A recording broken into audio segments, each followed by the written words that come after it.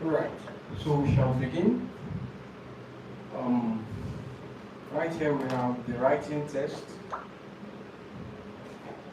This writing test is going to be the task 1. I can remember we have actually treated task 2, which is essay writing. So for task 1, it's going to be either letter or report. Now, it will be letter for you if you are applying for study. If you are applying to go for, sorry, if you are applying for job. So if you are applying to get some form of permanent residency, or you are seeking some form of employment internationally, then your task 1 is going to be letter. But if you're applying to study abroad, your task 1 won't be letter. It won't be letter, it's going to be what we call report writing. So I will quickly take us on letter writing. So if your intent or if your plan for the IELTS exam is to apply for study, please, you just have to give me a little time. Let me take this first. Then after that, I would take the next, the other category on their own task 1, which is the report writing. So let's begin very quickly. Task 1 is called letter writing, and of course, we know what letter is. It is the oldest, letter writing is the oldest means of communication, right? Where people express themselves or pass messages across or information across from one person to another through writing. So, let me ask, how many types of letters do we have? Formal and informal letters. Alright, well, we have 3 types of letters. There are 3 types of letters. We have the informal letter, we have the semi-formal letter, and we have the formal letter. So these are the types of letters we have: informal, semi-formal, and the formal letter. Right? So we are going to look at these 3 types of letters very quickly, so we can also consider those that their task 1 is report writing. So we shall begin with the informal letter. But before then, it is important I show you the formula for writing letters.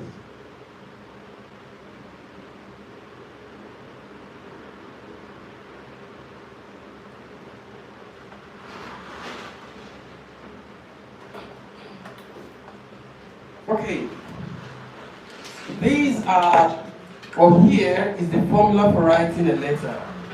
Whatever type of letter it is, this is the formula for writing letters.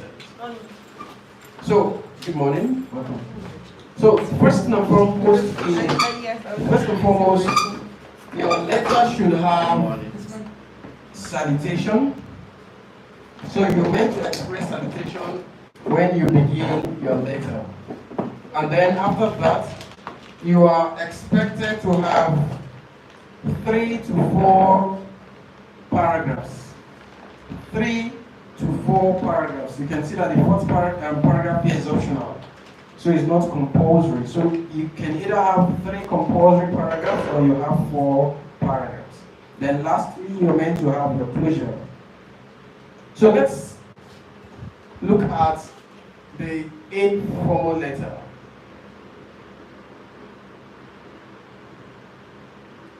The S stands for what?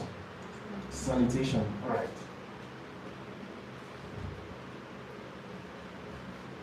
Maybe after this, we switch to yours. All right. Now let's begin very quickly.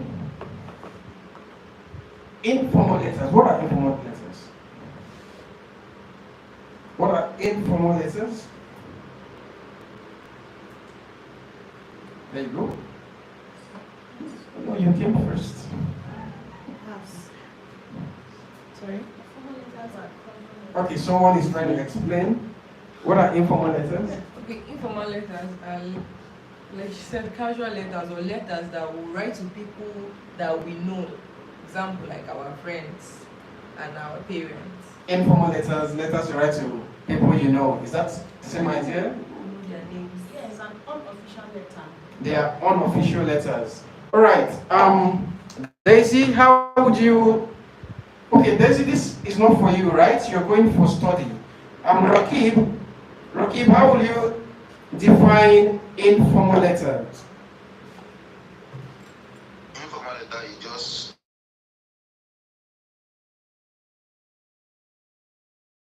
you write to our friends or family. All right. They are to you. They are also casual letters you write to your friends and family. Very correct. Now for note taking, let's write down the definition of informal letters. Informal letters are letters you write to people who are related to you either by blood or by friendship. Right? Informal letters are letters you write to people who are related to you either by blood or by friendship. So by blood, we are referring to letters you write to your parents, your siblings, your relations. Then by friendship, we're talking about letters to your friends. They are people you have very close relationship with. Now, examples of informal letters. Examples of informal letters would be letters you write to your parents, right? Letters you write to your siblings, letters you write to your friends, and whoever. Right, so these are the different examples of the informal letter. Now let's look at how the informal letter should go. Sorry, look at. Into, and then a comma comes in. Right? But let's establish something before we move ahead. In your normal letters, let's assume this is your paper. In your normal letters, you usually have something written on this part. And then there is something you also write at this part. And then perhaps something you write here. Then the body of the letter continues. Is that correct? What we usually write right here? Address. Whose address? Your address. Writer's address. Writer's address is usually written up there, right? Then what do you write over there? No. Recipient's address. So right here you put up and down the receiver's or recipient's address. Then right here, what do you usually write? The subject of the letter, right? Yes. Now in IELTS, you do not need any of these guys. Do we understand this? In IELTS, please do not write any of these, whether your address, the recipient's address, the subject of the letter. You don't need any of that. You are required to begin your letter with salutation, strictly. That's all.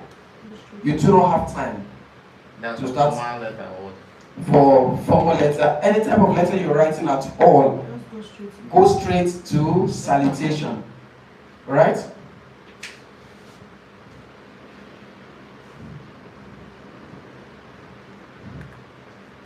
Alright.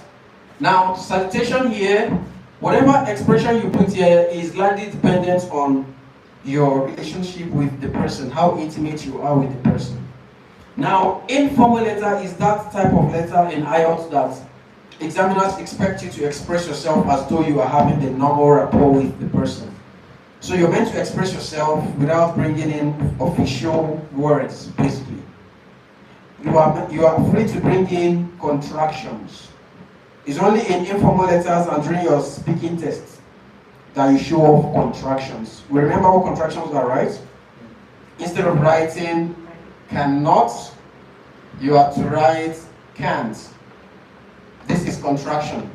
You are supposed to express that in your informal letter. because it is casual. Now, it is also allowed in informal letters for you to bring in abbreviations. In informal letters, right? It is also accepted in informal letters for you to bring in nicknames in informal letters, right? So let's come back here. When you say dear whoever it is, what is your relationship with the person? You can say dear mom or dear mom, whichever you want to use. You can use dear dad, right? You can choose to say dear CJ, right? Then remember, comma has to come in. So whoever you are writing to, choose whatever salutation or whatever name you want to use to address the person. So after writing that, you go straight to your paragraph 1. Your paragraph 1, as an informal letter, should have what we call exchange of pleasantries. Exchange of pleasantries. And after that, you will have what we call recall of past memory. Recall of past memory. Then after that, you bring in what we call purpose of writing.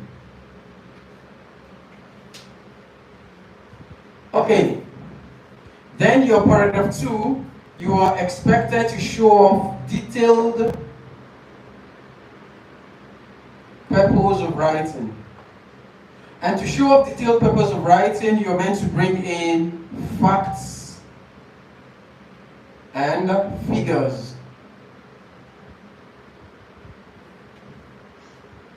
Facts and figures. That's what will help to make it a lot more detailed. Then your paragraph 3, you are meant to either proffer solution or indicate your preferred solution. And to do this, you are to show off what we call when and how you want the issue to be resolved. Okay? Then your paragraph 4, which is optional, what you're to bring in right here would be conclusion. Conclusion. Then at the end of the day, you also show off closure. And closure in informal letter could be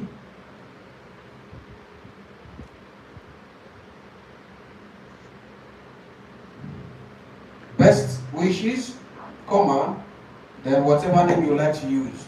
It could be a nickname, it could be a pet's name, it could be your single name.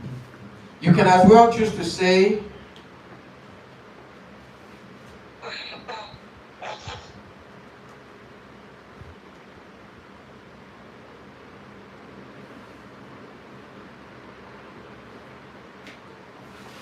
warm regards, then whatever name you want to bring in.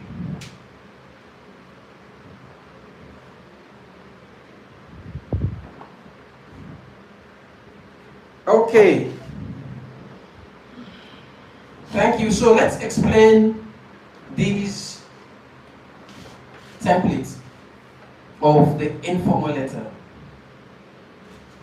Let's explain this. Please, if you are viewing on YouTube, kindly click the like button, please. Thank you. Now, let's come back here. Exchange of pleasantries. What does it mean? This is where you get to ask the person certain queries or inquiries. For instance, normally, dear mom, how are you? What do you bring in here? Question mark. Dear mom, how are you? How have you been? If you wish. How have you been? What you bring in? Then how is everyone? Then blah blah blah. You then come in and say, I hope all is well. What you bring in? Full stop. Why do you bring in full stop at this point? Because the statement is a sentence. It's a statement. It's a sentence. It's a sentence. And these ones not sentences. There are questions. They are questions. Questions don't make sentence. No, like here. There are Even I questions. hope on this one. Do you understand? I would like us to understand why. Why this should not carry question mark. It's not because it is a Because sentence. You are not asking the person. You just hope. the Because person- it's a rhetorical expression. You're not expecting a response. Do you understand? It's called rhetorical expression. Alright, so when you have exchanged pleasantries, full stop, you then continue on the same line after the full stop and talk about, Mom, I still remember the last visit. Maybe you write a letter to inform your mom about your graduation party that is forthcoming, and you are officially inviting her according to the school's directives. So, for recall of past memory, you might want to say, Mom, I remember the last visit you made to my school. It was quite memorable. I tell you, Mom, it was the talk of the day in my school after you left, because of the wonderful or delicious meal you brought, the varieties that you came with, which I had to share with my classmates and roommates as well. Then, coming with a little music device that we played while we were sitting and having the meal was the highlight of that visit, because you didn't just come with any music, you came with music that were on the chat box, which were raining at that point in time, so it drew attention of everyone around me. So you are recalling a past memory. I sincerely look forward to more of these. Notwithstanding, Mom, I'm actually writing to let you know that my graduation party is coming up on the 4th of December, and my school has actually authorized us, the graduates, to invite our parents. Purpose of writing. At this point, you are done with your paragraph 1. Right? No long stories about the purpose. So all you do is, how have you been? I hope all is well. How is dad? How are my siblings? Then, Mom, could you still remember the last visit you made to my school? Blah, blah, blah. Do a little recall. Then, I'm actually writing to inform you that you dropped the reason. Yes, please. For these letters, is there still number of words? 150. The same thing. No, essay is 250. No, okay, like I'm saying, like for the letters, like I know the report writing that tax 1. 150. But for a letter, 150 minimum. for instance, is a formal letter. The same thing. Any type of letter it is. Because most formal letters generally you don't go speaking too much. What are you saying? Like maybe 2 words are not much. 150 words. 150 words is what you're meant to It's not use. much, it's like. You will get They'll that give you before your details, paragraph, right? before you are done with your paragraph 3, you have hit 150 words. Now, I'm not even saying because of the exam purpose. You are writing a formal letter, like in real life. Now, you They'll want to give write you them. details of what to write on, so it will, you will now have the. No, I understand what Like, he's saying. you are applying for a job now. You're not supposed to sit down this talking story. You're a particular position. That's why they say formal letters are very concise, simple, straight to the point. Yes, I understand. You can No one tell your has CV inside. I understand. Okay. You're mad. You want to say something? I think. I know. Maybe they are attached. No, Not inside the letter. So for this, I think I've gone through this after I told you yesterday that we should go through it. So they give you details of what you will write. They will tell you, okay, tell the person about your job, your qualifications. So Mhm. you have a space, a paragraph for writing your qualifications. You can decide to put anything you want to put there. Then they might also say something about why you really need this job. You just start putting down things. They might give you like 3 things to write about. So by the time you're done, you've exhausted almost 250 words. Now, yes, perfect, very correct. Now, in line with what he's saying, that in real life, formal letters are straight to the point kind of letters, right? You just expose or say whatever you want to say. Now, let me tell you something.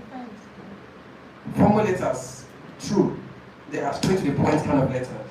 But do you know why a lot of people write letters and they are turned down or they are not invited? You are just very reserved. We don't know about you. So your letter should show a little bit about your personality in terms of workspace, about your achievements in terms of work experiences, about the positions you've occupied in your previous workplace. But for someone receiving up like 1,000 applications, does he have time to be reading all Yes, that? they do. There are things they look out for in your letter. Okay. Maybe we'll talk about that. It's a different, that shouldn't come in actually because I should prepare you for IELTS. I'm not the real one. They have specifics. There are specifics. You must sell yourself out because they read your letter and they know a little bit about you. Like in my office, we did an employment for a project, and they just gave us specifics like What? computer literates, leadership skill, like Mm. 3. And if you see the heap of more than 200, Mhm. do you know we could only get like 20 that That met? put those things. Those requirements. You might not know that that's what they want. They will just give you a You just go straight to the point and submit the letter. And to look for those People that, things. yes. So letters, you need to sell yourself.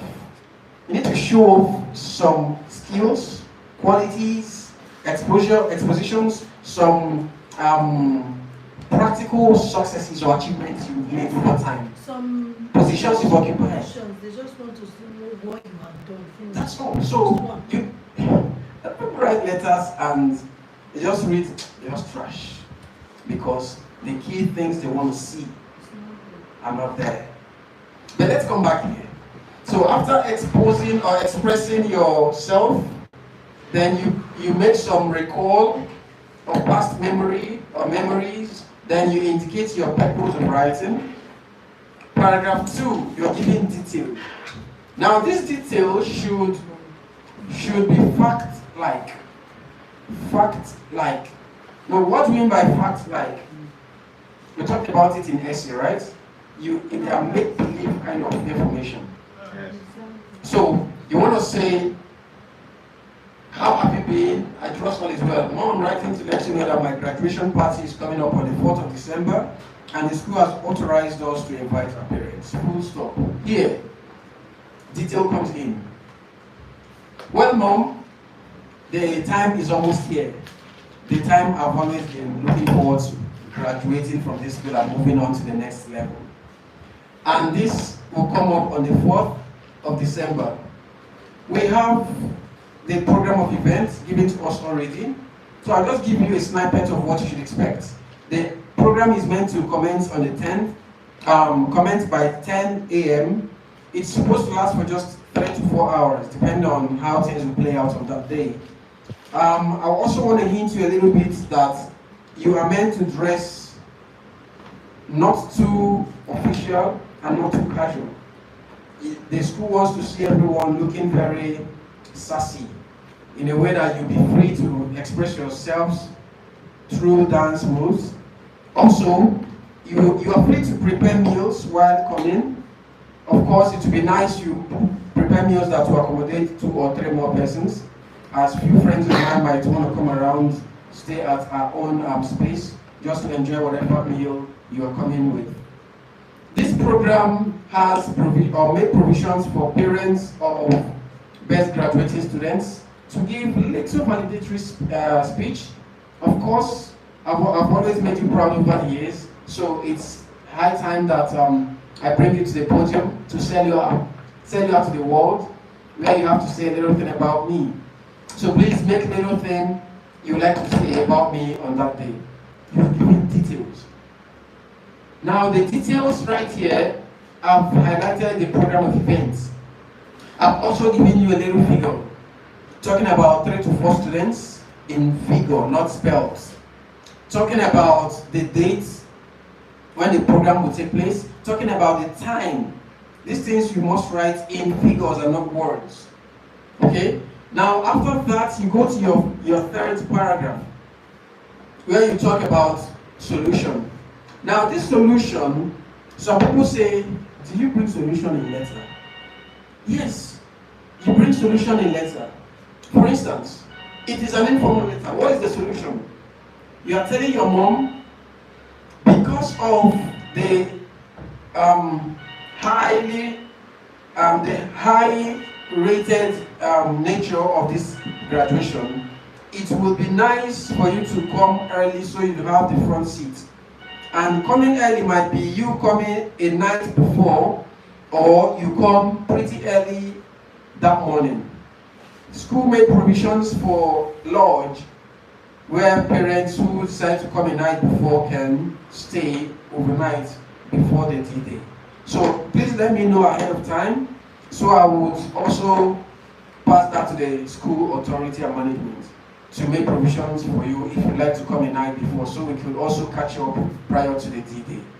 Then if you want to come straight to the school from the house, which will be on the day of the program, then please, I would like you to be here quite early, so you'd have a front seat.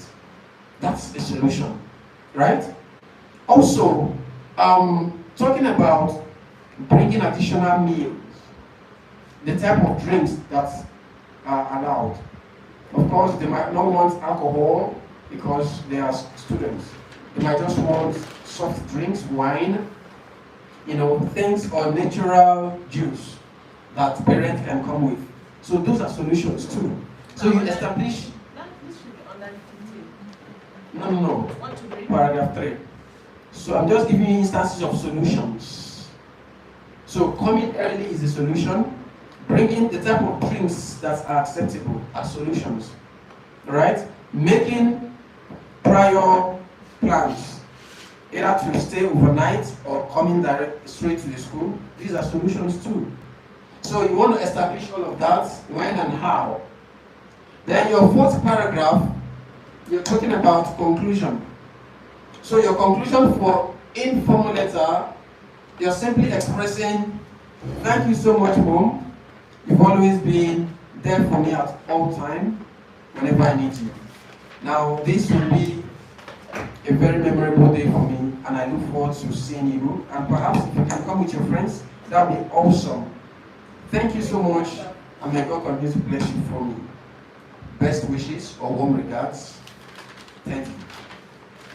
Just one name, could be nickname, right? So express yourself however you want to express that. This is how informal letters should look like, right? Now let's proceed to feedback. Please, do we have any confusion? Is there anything you're not clear about when it comes to informal letters? Those online, Mr. Rakib, are you clear about informal letters? Yes. Okay, Daisy? No, not Daisy. Okay, I think you are the only one for the letter. All right, thank you so much. Let's proceed. Let's go to the semi and formal letters.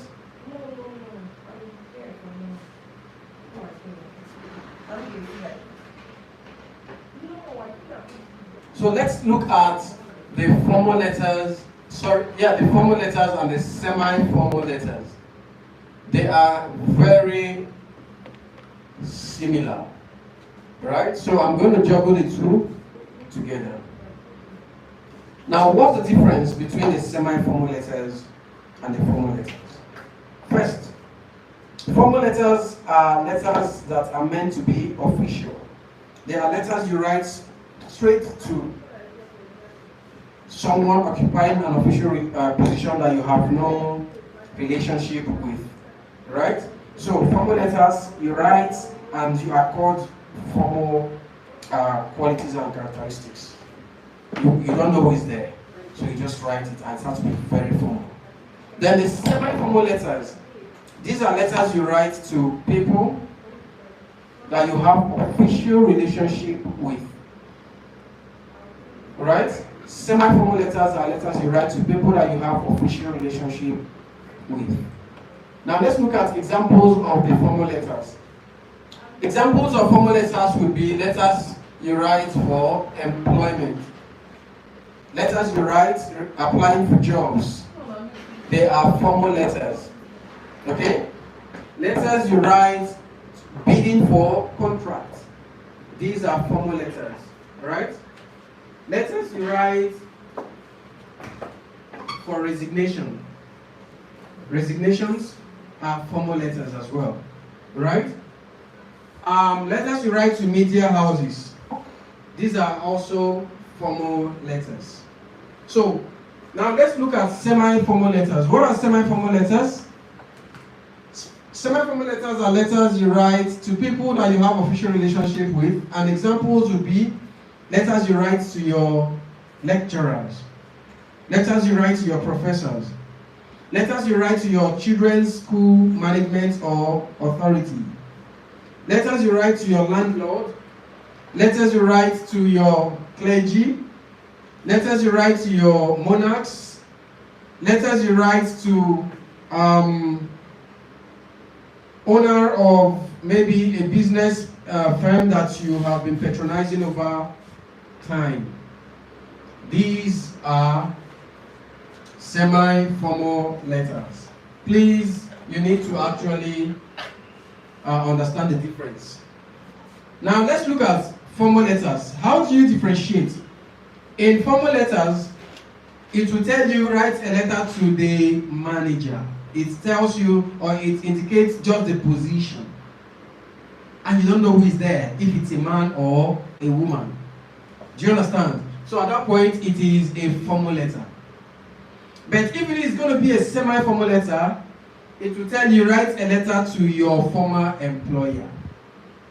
You know who your employer was, right? You know the name of the employer. You know the marital status of the employer. So you already have official relationship with the person.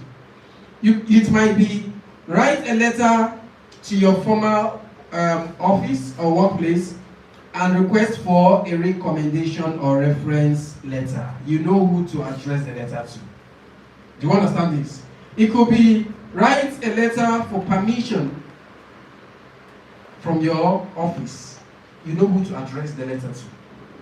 Write a letter to your school, your children's school authority, seeking for permission to be away during the exam period. Right? So you know who to address the letter. These are semi-formal letters. You already know the people.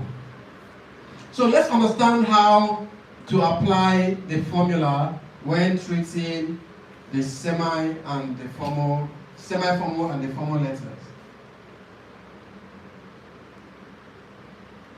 So let's begin.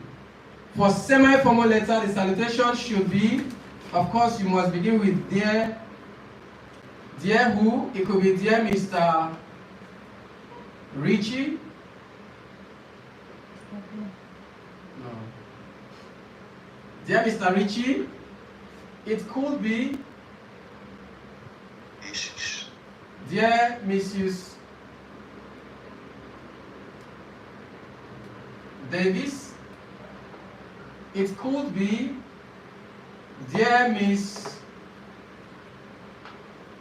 Tracy. It can as well be dear Miss Bookie.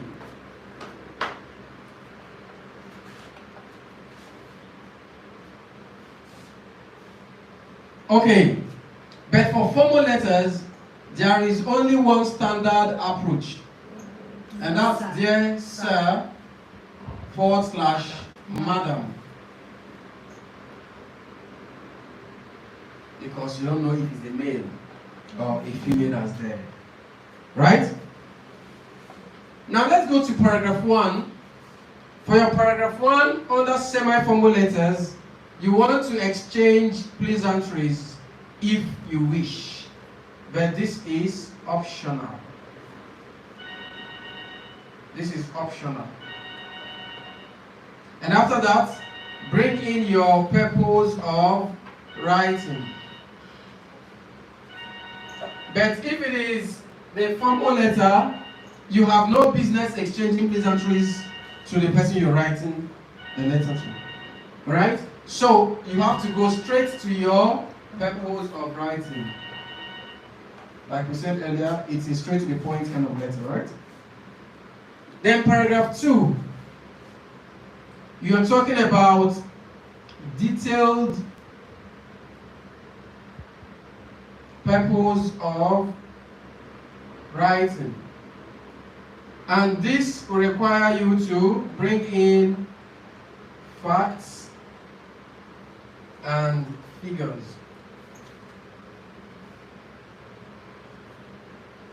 Now the same thing applies here.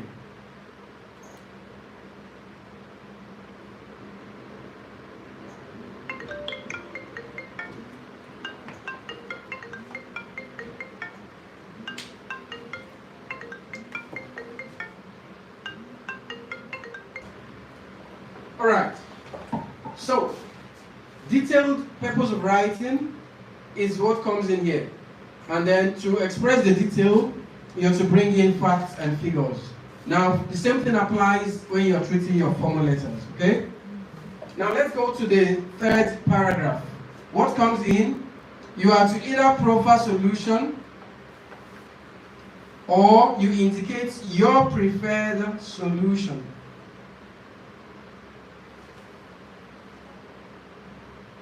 And this will require you to show off when and how you want the issue to be resolved.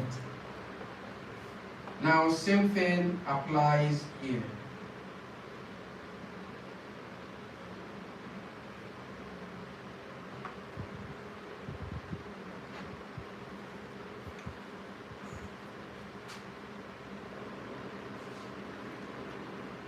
Now let's go to paragraph 4, which is optional. So your paragraph 4 is all about conclusion.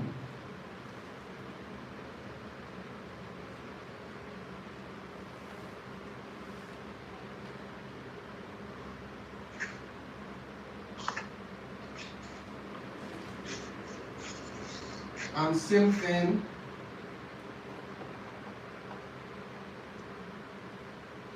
applies here.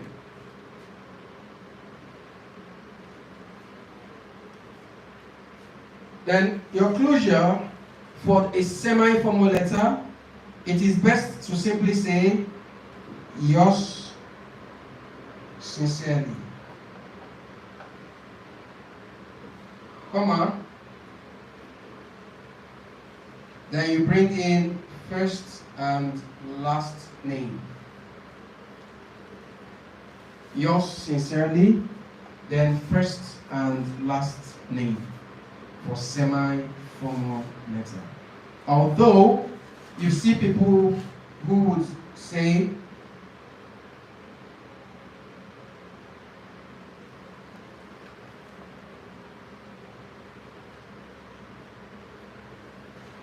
maybe warm regards,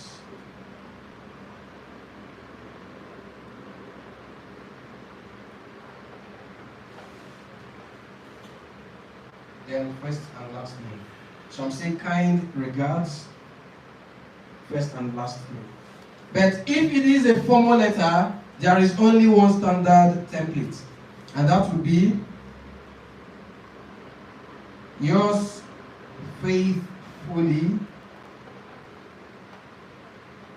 comma, signature, then first and last name.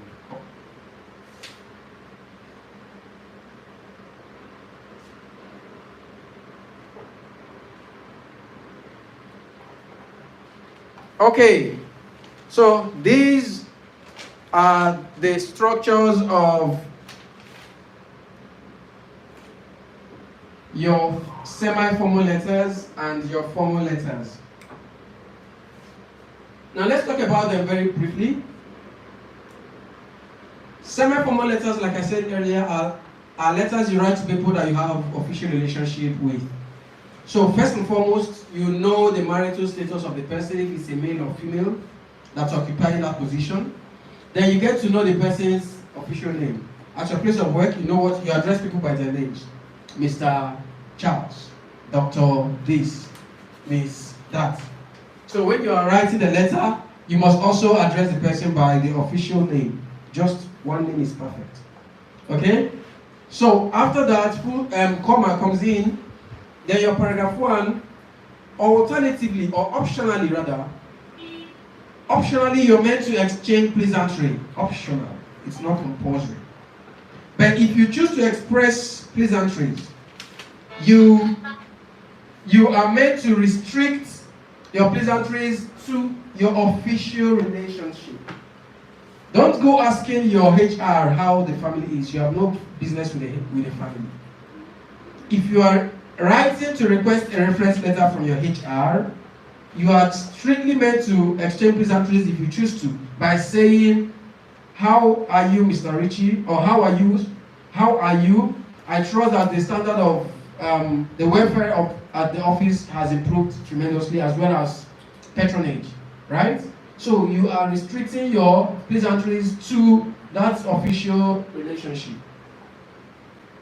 But if you do not want to express or exchange pleasantries at all, just go straight to your purpose of writing. That's all. Then if it is a formal letter, of course you don't even need to think of it in the first place. You just have to go straight to your purpose of writing. Now there is a standard to introduce your purpose of writing, whether the semi-formal letter or the formal letter. There's a standard of expressing that. And that standard would be, you simply say,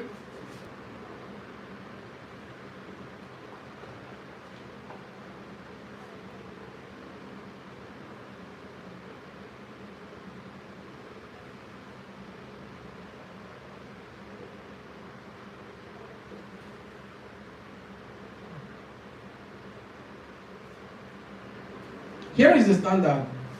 It says, "I am writing in connection with," so whatever it is that you're writing for, you have to express this.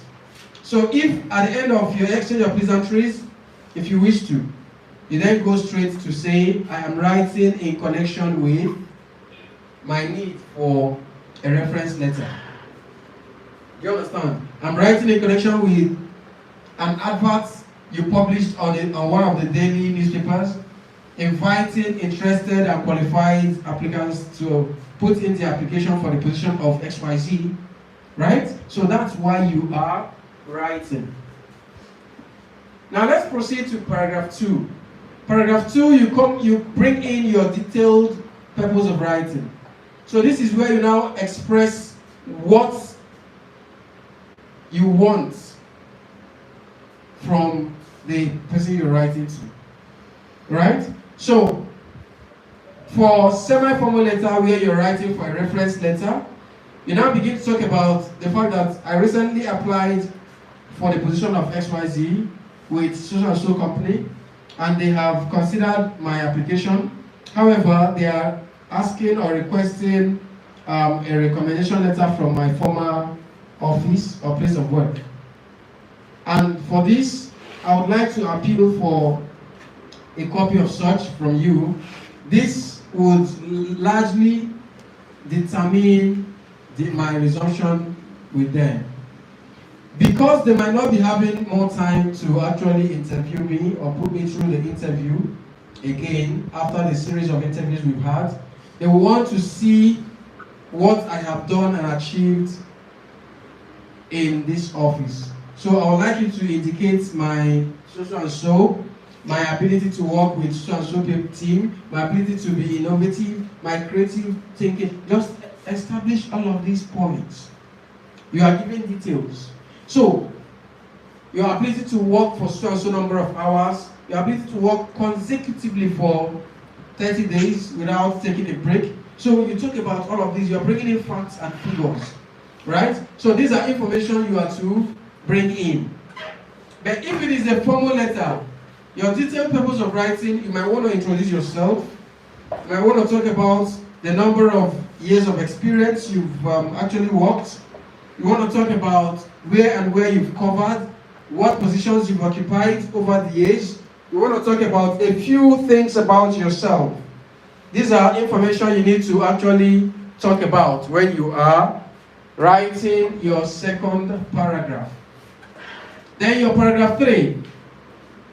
For semi-formal letters, you have to bring in how you want the letter to be delivered and when you want it to be readily available. Now, talking about when, because you have been given a tentative resumption date by your new to-be employer, you want your reference letter from the previous office to be readily available on or before the 2nd of maybe February, because your new employer would want you to resume on the 4th. So if it's available on the 2nd, it's either you go to pick it up yourself or you want them to dispatch it using a dispatch, a courier company. Also indicate that you are willing to take care of all the financial implications that it would incur. Right? So those are solutions you want to bring in for semi-formal letters. Now for the formal letter, what solution will you bring in? You want to talk about the fact that you have actually done so and so in your previous offices, the previous places you've worked for. You have done them successfully. So if I'm given the opportunity to work with you, I am also giving you that within the first 3 to 4 months, I would achieve so and so and turn the returns you've been recording over the years around because of my expertise. It's a proven success I've had over the years. So I will be also repeating the same if I'm opportune to work with you. Right? So you're bringing in things you will do, maybe the training you would give out or conduct for their staff, the ideas you will bring to the table, maybe different things you want to talk about. Those are solutions for your formal letter. You are talking of things you're going to bring newly, new things you will do to improve their standard. Then your paragraph 4, which is optional, you express your conclusion. So expressing conclusion can come either in paragraph 3 or paragraph 4. It depends. If your paragraph 3 is a long read, if you've written so much already in your paragraph 3, you need to have a 4th paragraph. You need to have a 4th paragraph. But if you feel your paragraph 3 is not so lengthy, then you can bring your conclusion there. Now, when you are concluding, there is also a standard to show off. The standard is, I would appreciate it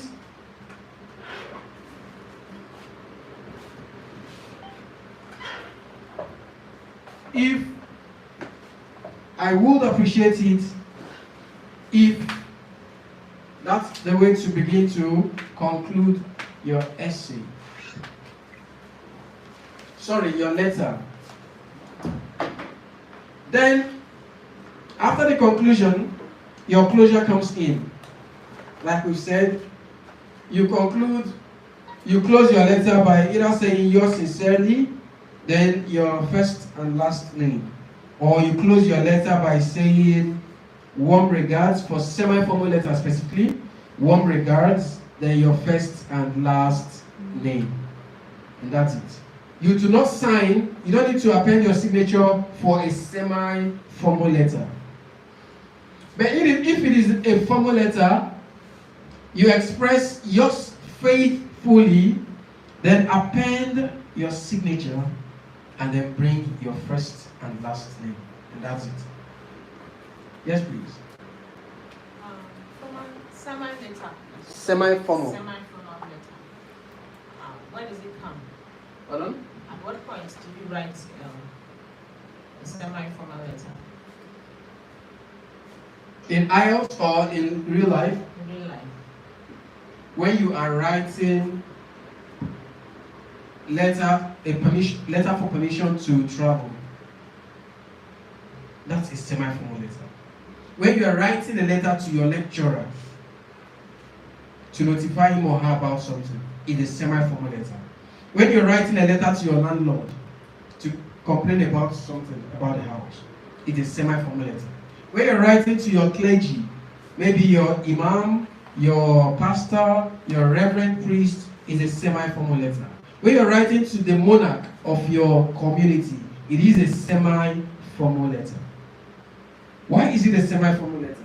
You already have that existing relationship. You know the person by the first name, by the name.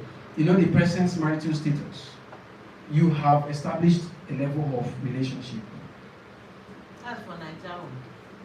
For Nigeria, Yes. let me tell you why. The reason it's like that, or the reason we think this way, is because they were also not taught the right thing. Yes, that's it. They were also not taught the right thing. So they have assumed that you have to address me that way. So if you go the other way, if you use the appropriate template, it's considered disrespectful. Yes. Like Right? when you said that in the office, you call your colleague or maybe you watch same person, Mr. Yes. by his name. Yes. How many will call their But that's the normal thing to do. You That is address normal, them, yeah. not to like But yeah. auntie, massa. You should address them, even if it's your Nigerians. boss. No, if understand what he's saying. I do. The people who call our boss. You want to call your boss and you're saying Mr. Mark. Mr. Mark. Some will even say mommy that day. That's if you say Mr. Mark, Mr. Mark will look at you as have you grown to this level? Yes. So they'll start pressing to push you out, right? But the standard approach, go to anywhere in the world, yes. they address the people by their official names. They know small children, sir. Do you understand? When you go to schools, this time around, they no longer call auntie. Some good schools. If you go to some good schools that are actually practicing the Western curriculum, they no longer call auntie and uncle. Mr. Mark. Hello, Mr. John. My dad would like to see you. Hi, Mr. John. Good morning. That's the way it's addressed. Because the previous thought, the previous teachings, the previous knowledge we had about teachers used to be uncle, auntie. And look at the meaning of uncle and auntie. Your father's brother or your father's sister. Is your teacher related to your father? No. So that's the issue. So if it's to be corrected, it's going to go through the foundation again. So it will be a very big assignment. Alright, so that's it about letter writing, the informal letters, the formal letters, and the semi-formal letters. I have told us how to identify the questions, because most people fail letters because of misinterpretation of the questions. If you misinterpret question, then you'll be writing a wrong letter. For formal letters, I've told us you'll be required to address it to a particular position. That's all. No name will be included. But for semi-formal letters, it will tell you to write to your former landlord, or your landlord, or your former lecturer, or there'll be a kind of relationship that will be established. Then for informal letters, of course, you know what it is. Your parents, your friends, your blah blah blah, there's a relationship. Right? Alright, so that's the way to go. This is all about the semi and the formal and the informal letters. I will forward samples of the letters to you, please. You need to read up, see the different templates, and see how straight to the point they are. We're writing essay. And Reports. letter. No. Letter. So You are only writing essay and letter. You're not going for study. Those that will be going for study will write essay and reports. They won't write letter. So your letter, your writing test training is completed because you've taken the essay and you've taken the letter right now. Okay? Now I'm going to face those that will be going for study. They have taken essay, so I'll be going straight to report writing. In case you want to take a leave,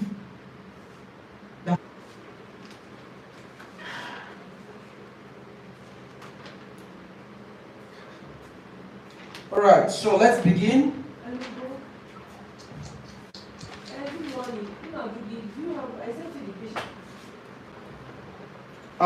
We are looking at the report writing. Report writing here is meant for people who are applying to study abroad. So if you are looking to study abroad, this is for you. Now, report writing is meant to last for 20 minutes. Just 20 minutes. And within these 20 minutes, you are expected to write a minimum of 150 words. Minimum. You can, of course, write more than 150. But do not write less than 150. Right? So, writing less than 150, you'll be losing marks. Do we understand? Yes. So let's begin. Your report writing question can be a pie chart question. It could be a line graph. It could be a bar chart. It could be a table. It can be a histogram. It could be a pictograph.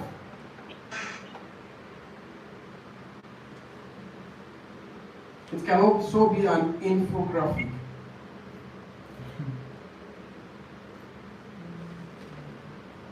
Whichever it is. Like the first one I did that day about the park, that's pictograph, right? About the park? Yes, that was the park. Okay, that's a plan.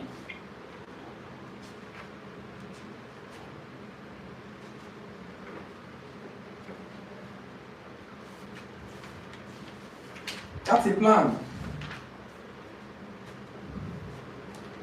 Now let's look at, these are different areas where your report writing question can be drawn from. Now, what matters is not where it's coming from, but what matters is how to treat the question. It is practically the same approach you might want to take. Just a few dynamics that you need to deploy to treat the different kinds of questions. Alright, so let's understand. A pie chart looks like what? A circle. Looks like a donut or a pizza with different segments. Now, if it's a pizza-like kind of question with different segments, the segments can be color coded, or the segments may be just designed in different ways, maybe slanted lines, shaded with different kind of things. And then they will be rated in percentage most times, different rates. In some cases, you might have two different pie charts. One representing a particular period, maybe 19 something or 2000 or something. Then the second one represents another period. So you're meant to give reports about the two types of charts.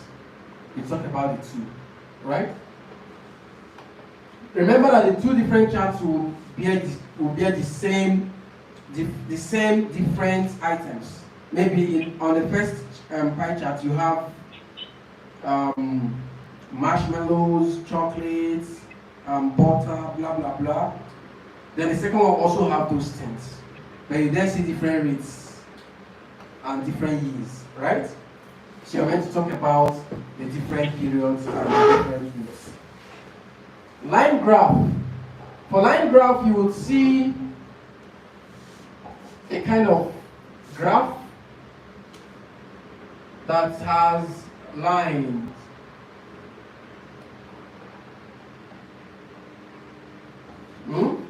But they are going to have different, this thing. So maybe this first one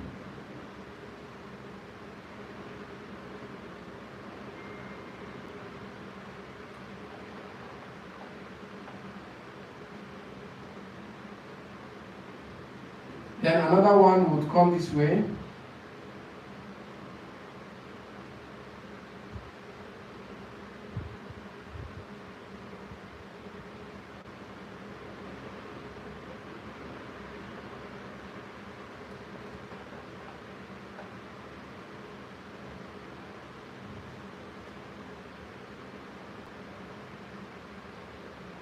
Then another one will come this way.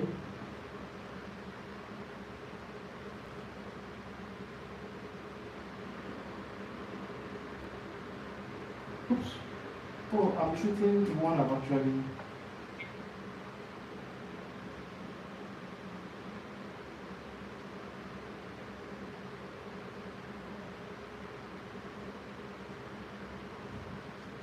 Okay, so this is for this.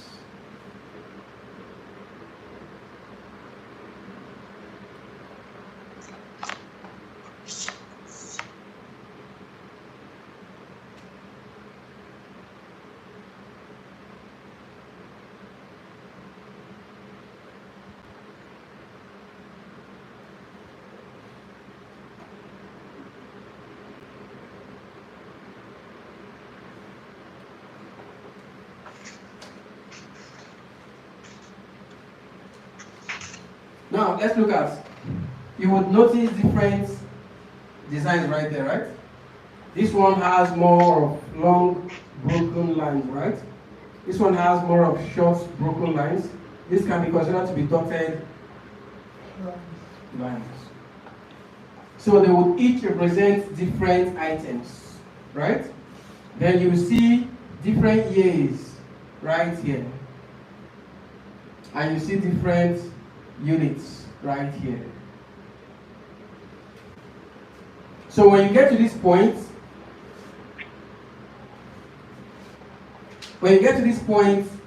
you'll be required to identify that in this year, that this particular one started off at about whatever rate that is used to evaluate.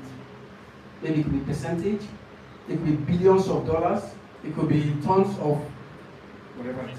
You get to see that particular value written here.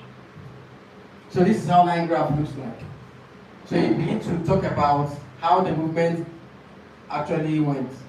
And remember, report writing is usually about things that happened in the past too. You talk about things that happened in the past, so you must use past tenses. Don't use will. Don't use present tense. Make more use of past tenses, please. Do we understand? Okay, so let's proceed. If it is bar charts can be, you would have a kind of similar design of what we have on the board, and then it would come in different bars, right? So let's look at this together.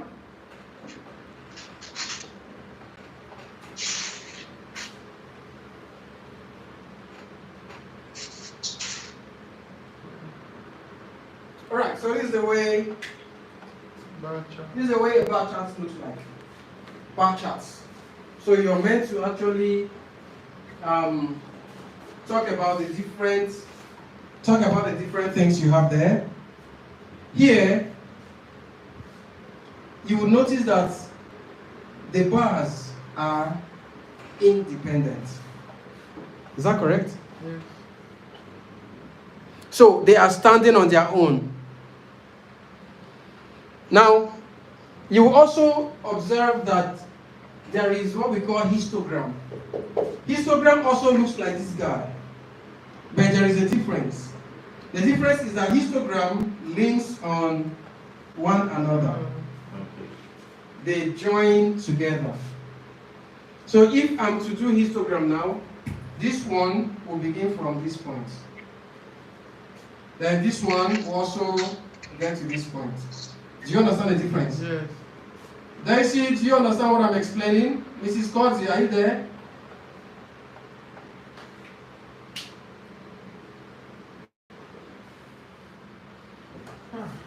Okay, so let's talk about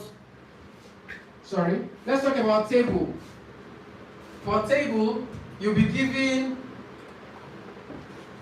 a table, for instance, then it would have columns and rows. Of course, there will be information or data provided, and they will have headings. So you have to report what you're seeing on the table. You have to report what you're seeing on the table. Remember, you must use past tenses. There are situations that happen in the past. So don't say will. The only time you can bring the word will is when there is an indication of the future. Maybe it talks about something that will happen in 2050, and this is just 2024. So it is something that is being predicted, right? So when you are talking about it, you also establish in view, right? So this is for table. Let's also go to infographics. Infographics in most cases will combine pictures and graph. So the graph might be pie chart and picture, it could be bar chart and a picture, it could be line graph and a picture, it could be table and a picture, it could be table and maybe pie chart together. So you will now compare the two and make your report. You acknowledge the two data you have on those two different charts. Then you talk about them. Do you understand? While pictograph uses just a particular picture, right? So it could be a picture of maybe a machine that is used for so and so thing. Then you are meant to talk about that picture, how things move from one level to another, processing or taking different processes to arrive to a particular conclusion. Sometimes they call it process diagram. So it requires you to be very careful. You need to pay attention to details because that's what report writing stands for. Then plans or diagram, you might see an architectural design of a particular building or facility. It may not have been completed, or it may be the first design of that particular facility. Then it will give you a current or present day's design of that same facility. Maybe that facility was built in 18 something or in 17 something years ago, but the present design is based on the current taste of what people want, right? So you're meant to now talk about what was and what is. Do we understand? So let's go further into your report writing. For your report writing, you are expected to show off what we call advanced expressions.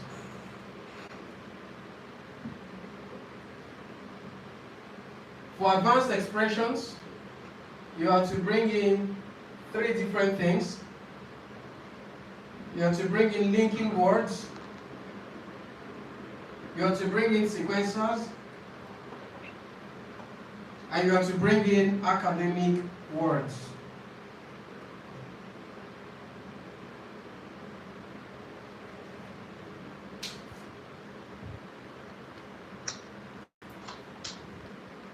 All right, so let's understand, what does linking words entail? We treated this during the essay writing, right? Yes. They are words that are used to join two or more sentences or phrases together to become one.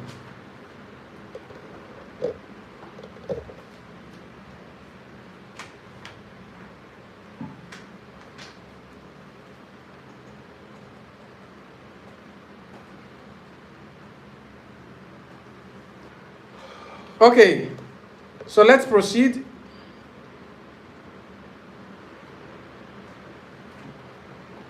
Here, linking words are those words used to join or connect two or more independent sentences to become one. Examples of linking words: However, however, furthermore, no, contrarily, contrarily, Notwithstanding. notwithstanding can be, yeah, we can, okay. However. Yes, you have said that. Whereas, more so, In the while, nut- In the nutshell, can you say? no, meanwhile, right? So these are linking words you can use to join or connect two or more independent sentences to become one. Okay, let's proceed to sequencers. What are sequencers? They are words that can be used to either begin a paragraph or introduce another additional point in the same paragraph, right? They are words that can be used to either begin a new paragraph or introduce an additional point in a paragraph. An instance, an example of sequencer is first and foremost, where you want to start something. furthermore, First and foremost, furthermore, additionally, consequently, subsequently, nonetheless, nevertheless, notwithstanding, contrarily, summarily, conclusively, in light of the above. There are so many. You can snap the notes, right? So those are sequencers that you should bring in when you are giving your report. They will help you to organize your report. They help you to explain or express what you can see. Okay? Now let's go to the last one right here. Here we have academic words. What are academic words? Academic words are those words that practically express or describe the movements of events on the chart. Academic words are those words that practically express or describe the movements of events on the chart. Please, do we understand this?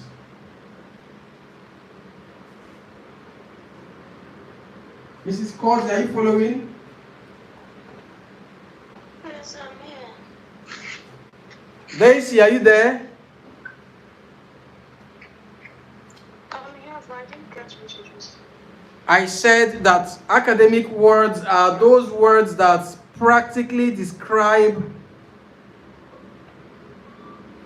the movements of events on a chart. They are words that practically describe the movements of events on a chart. So let's take examples of academic words.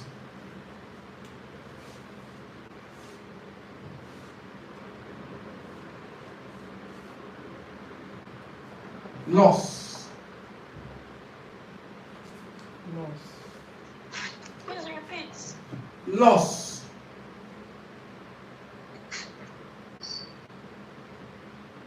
Lost. LOSS. Yes, that's loss.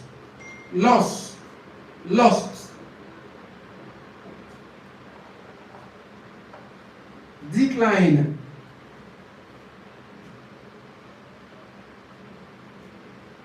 Depreciate.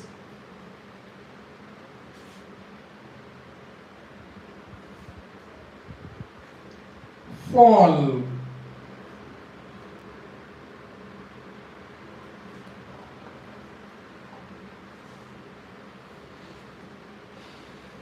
Rise.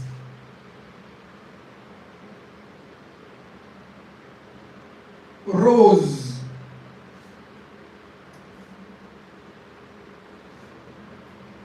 Increase.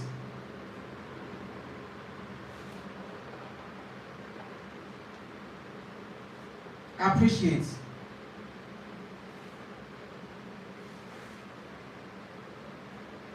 recovery,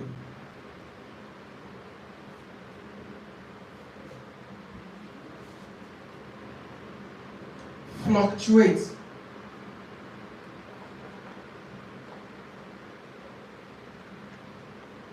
dramatic,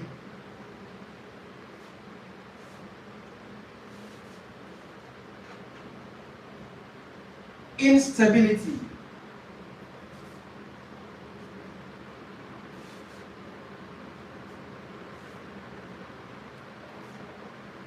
significant,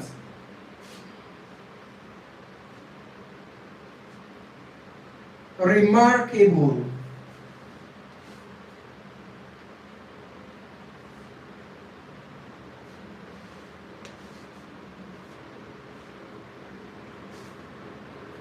drastic,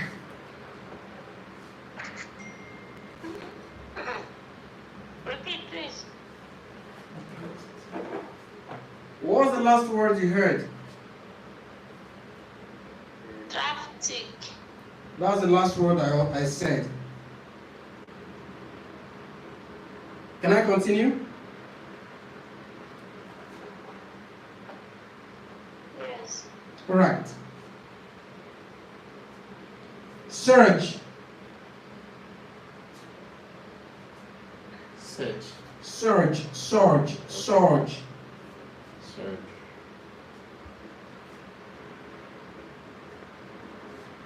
climax,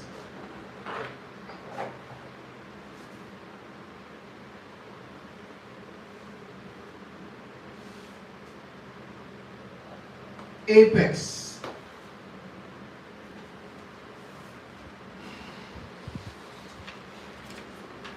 zenith,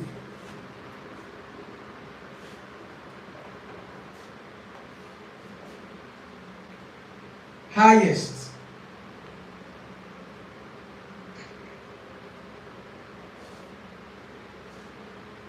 lowest,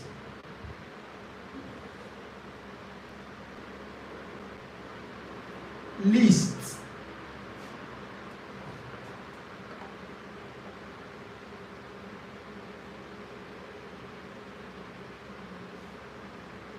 meager, meager,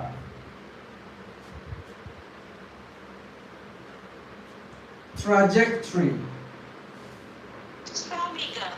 Please spell. MEAGRE,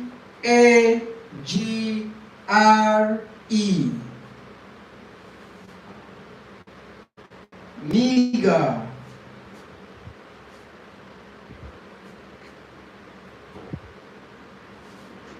taken, Yes. equal, similar,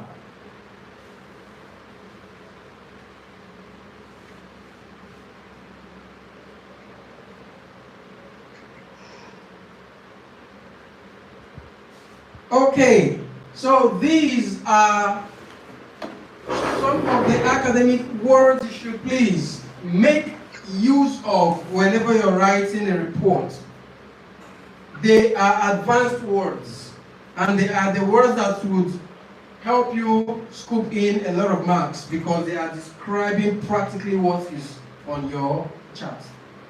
So don't just use the casual words, bring in these academic words, bring in your sequencers, bring in your linking words. Okay? All right, so let's go to the next level.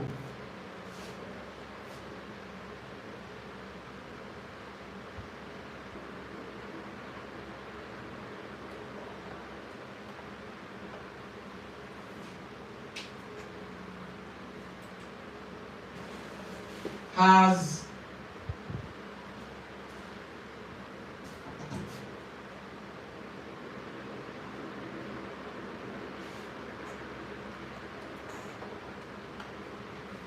okay, so this is the formula for writing a report, and this formula has its basis on P1 to P4, which means you're meant to have 4 paragraphs. Your essay, 4 paragraphs. Your report, 4 paragraphs. Now, each paragraph right here got its own component or features, that you should also bring in. So the first paragraph there has 2 major things you want to consider. The first is the paraphrase and the unit of measurement. Second, you're meant to give an overview of the whole chart.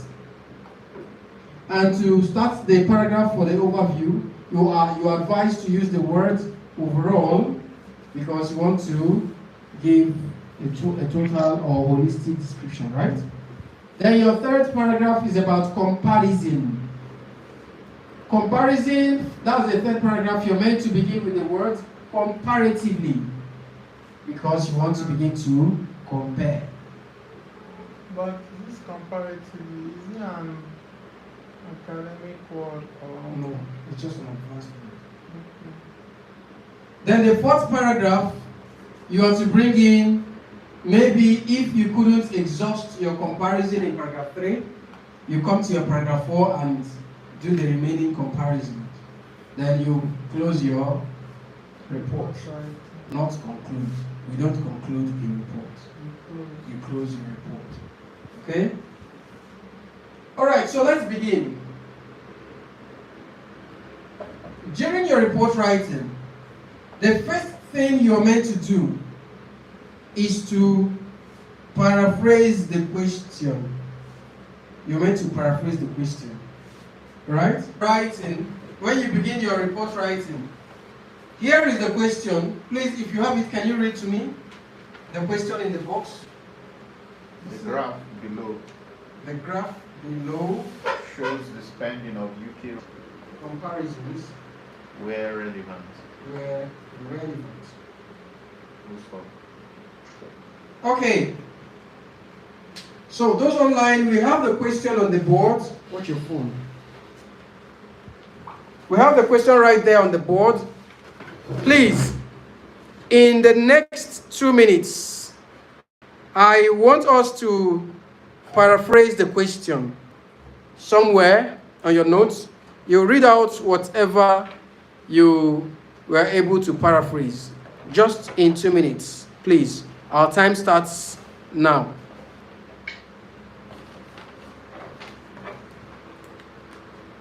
Alright, so that's our time. So let's see what you were able to paraphrase. It would have been nice to hear you. Okay, so let's begin. Daisy, I would like to hear your paraphrase.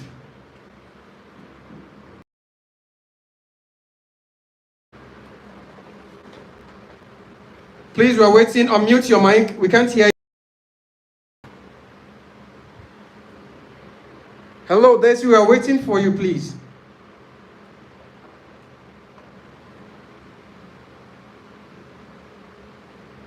Mrs. Cody, please, can you paraphrase what you have?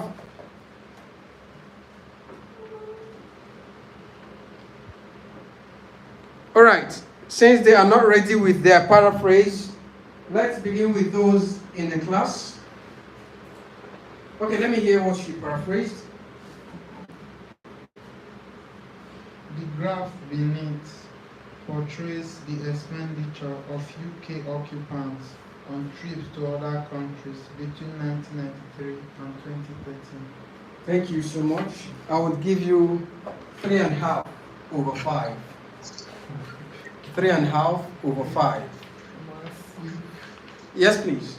The graph below displays the spending of individuals residing in the UK during visits overseas from 1993 to 2013. I'll give you 4.5 over 5. Okay. The people online, can I hear you now, please? Can I get your paraphrase?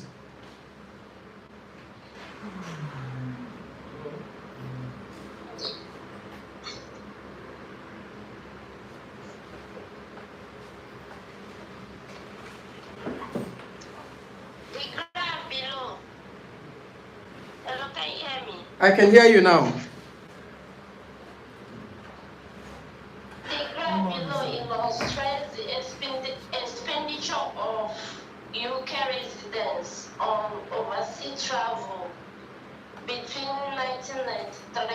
and the 2013. All right, thank you so much. Daisy, are you ready with yours? What's by percentage? Pardon?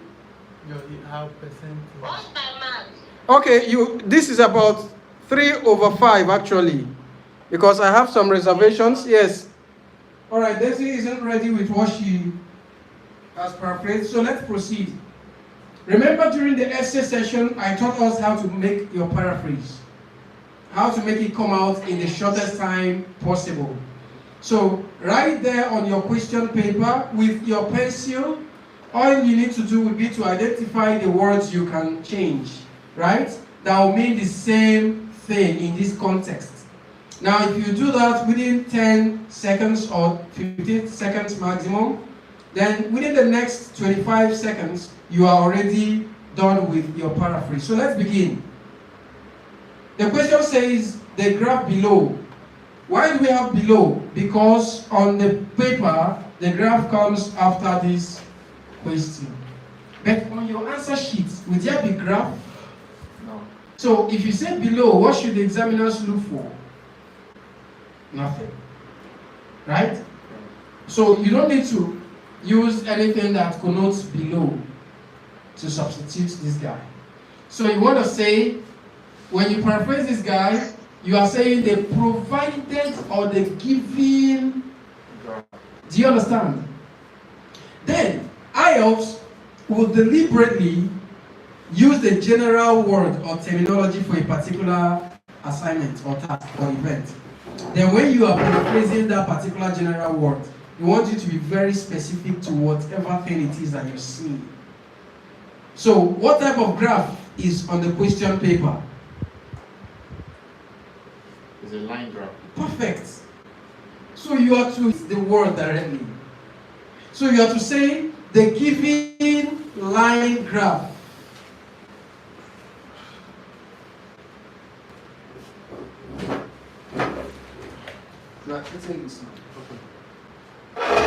We're just starting. Okay. So try to catch up. Okay. And that's for study too. So you need it. So that's the question right there before you. If you can read quickly, that's the question. So this is the formula for treating that question. Now the first thing you need to do as the beginning of your first paragraph is to paraphrase that question you have there on your answer sheet. Right? So we have the question and we need to make or do the paraphrase. That question says the graph below. But when you are paraphrasing, you have to change.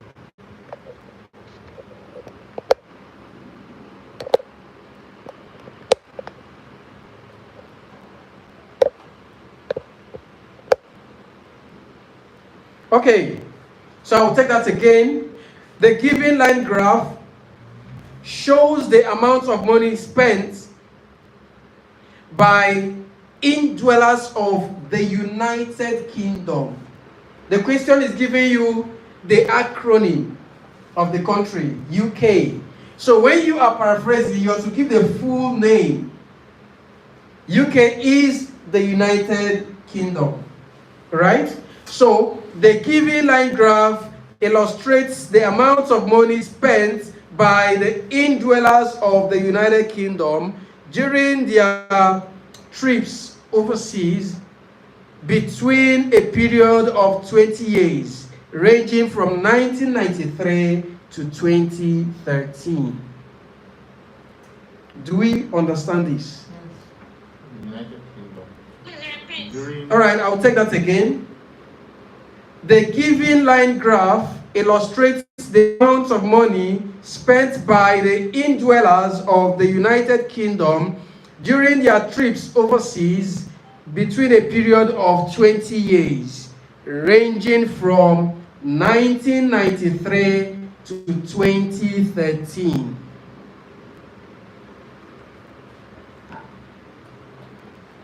Is this taken?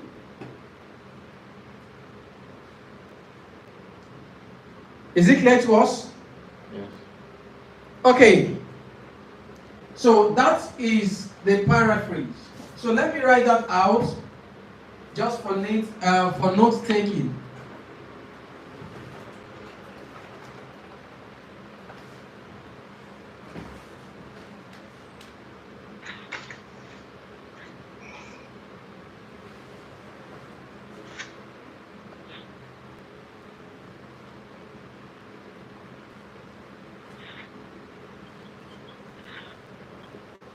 Okay. Alright, so that's the paraphrase on the board. Simply put, the given line graph illustrates the amount of money spent by the indwellers of United Kingdom during their trips overseas within a period of 20 years, ranging from 1993 to 2013. Now, that is a simple paraphrase of the original question that we have there on the board. So, according to the formula, after the paraphrase, what's the next thing you're supposed to do? Unit of measure. Unit of measurement is the next thing. Now, let me give you things that may constitute units of measurement on your question. What are the things that can constitute units of measurement on your question? Now, when you have a question, whatever it is, look intently on the question paper, because the unit of measurement is not always written boldly. It's just hidden somewhere. You can find it either at the top left-hand side of the chart or at the bottom part of the chart. So these units could be percentage. The unit can be numbers, that's hundreds, thousands, millions, billions, trillions. The unit can be currencies, dollars, pounds, euro. The unit of measurement can be centimeters. It could be kilograms. It could be kilometers. It can as well be tons, hectares. It can be acres. It could be anything. You just need to look intently to identify what the unit of measurement is. Right? So let's proceed. On your question paper, if you did a screenshot, on the question paper, please look intently. Tell me what the unit of measurement is. If you've seen it, let me come to you. All right. Currency. Currency. What currency? Pounds. Pounds. Is it just the currency that you can see? In billions. Billions of pounds. Billions of pounds. Please, always be very critical in your thinking and your analysis. Billions of pounds. The billions is in bracket, right? Yes. So it's to be acknowledged. So it means every figure on your Left side is in billions. on that axis is in billions of pounds. Do you understand this? Okay. Now, to initiate or to launch your unit of measurement, there are two templates to consider. You can either say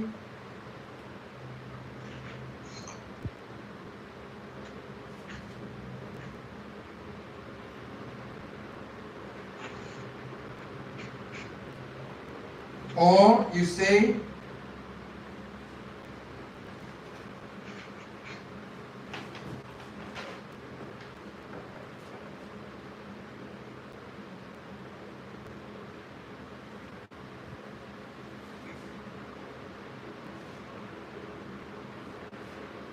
so you can launch your unit of measurement by taking any of these, by using any of these templates. So these templates must be written immediately after the full stop of your paraphrase. You continue on the same line. Remember, you are treating paragraph 1. So don't it constitutes another paragraph when you are trying to write this. Do you understand? So in your paragraph 1, the first thing is to paraphrase the question, which is you copying the question onto your answer sheet in a rephrased manner, right? So after that, you choose any of these templates to launch the unit of measurement, which you must have spotted on your question. So let's include that right here. Which should we use? The first or second? Let's use the second. The second. So we're saying The unit hearing are measured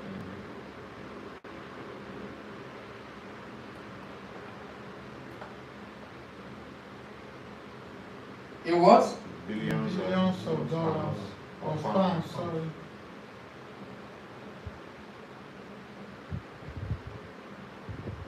Of pounds. Okay, we to put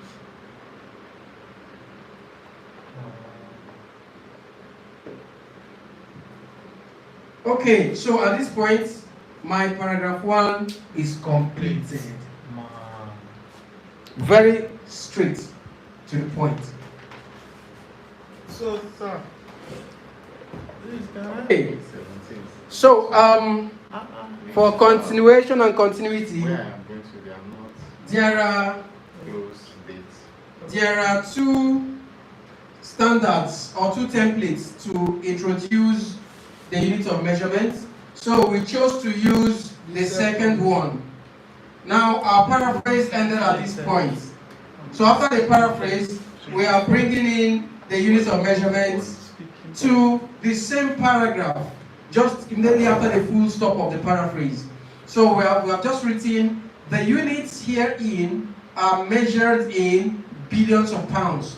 This is because on the question paper, the unit of measurement is written there by just indicating the symbol, currency symbol of pounds, and then in bracket it has billions. So it means that the unit of measurement is in billions of pounds.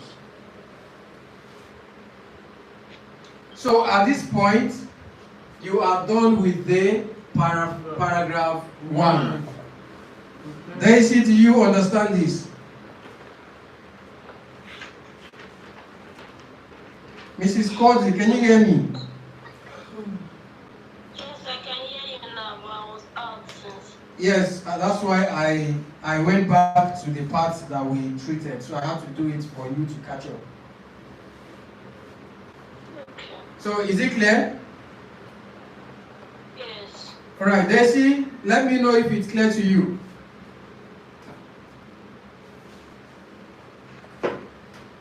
All right, so let's proceed. Let's go to the second paragraph. So the second paragraph is the overview. What's this overview? It is a technique or practice of giving a holistic information about a chart. Right? It is a practice or technique of giving a general or holistic information about the chart that you can see.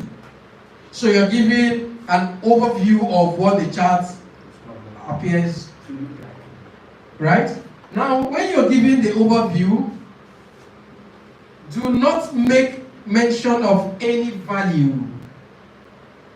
Don't talk about value when you are giving your overview. Like the billion. Yes, don't say overall this is that had about 40 billion pounds in so and so. Don't bring in value in paragraph 2. Which is the overall. Yes. But your paragraph 2 should cover 3 to 4 major features, which we shall look at right about now. The 3 or 4 major things your overview should cover would include subject and or objects, duration or period, keys, if applicable,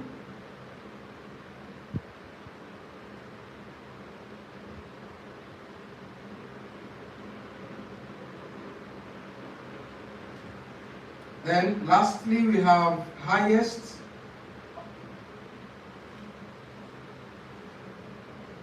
lowest, or similarities.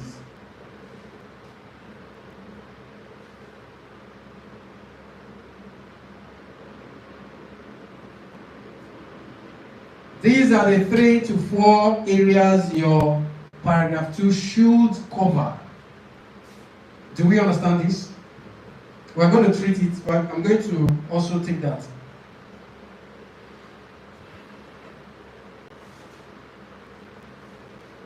Taken? Yes.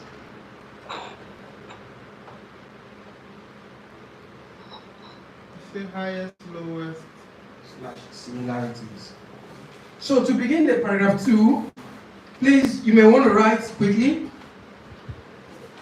Something to write? Relax, you will get it. Yeah, I checked. Okay, so let's begin. Overall, you may write. Okay, sir. Overall, That's in paragraph 2. paragraph 2 right now, we are starting with the word overall. Okay. Comma. The graph Would there be comma after overall? Yes, please. Overall, the graph shows that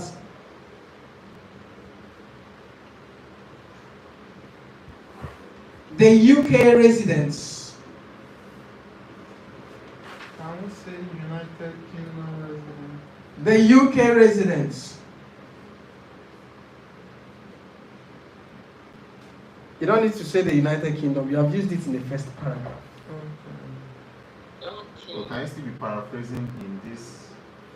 Yes. Like, can you, like that show, you cannot use depicts. No, we used illustrates in first paragraph. So now I can acknowledge their word shows. Okay. It's being careful.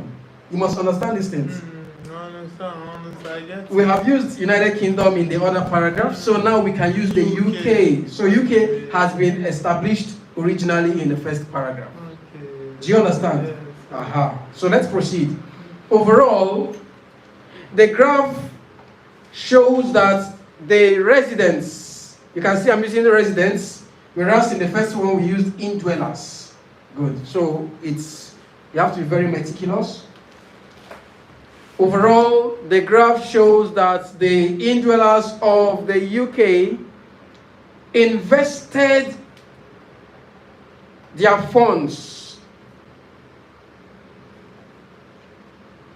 Overall, the graph shows that the residents of the UK invested their funds into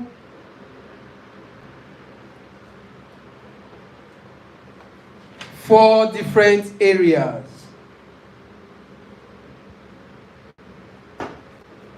Will you write 4 in figure or words? Yes, please. 4 in figure, very perfect. Or you spell the word and put the figure in brackets. Because I remember you're also meant to hit up to 150 and above.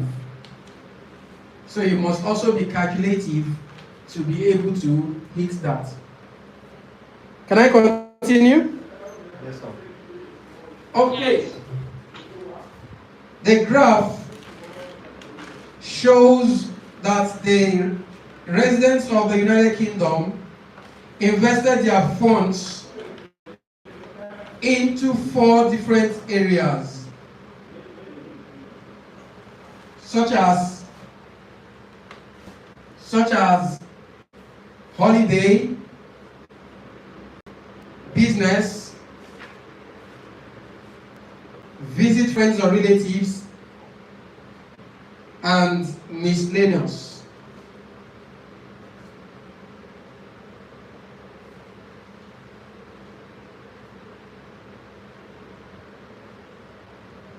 During their visits abroad. During their visits abroad between 1993 and 2013. Full stop.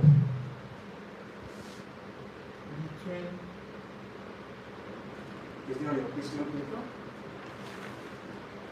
Is that taken?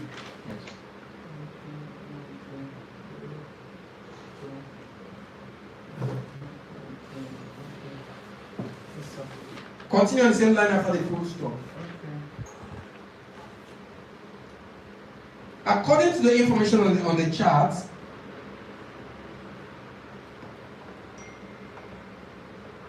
the 4 different areas of their spending, the 4 different areas of their spending were represented by different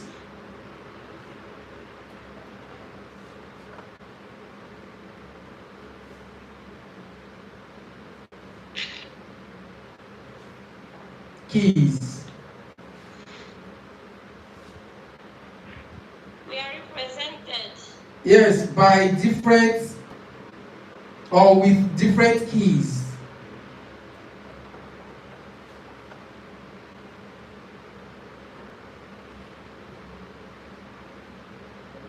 These include Full stop. no, comma. These include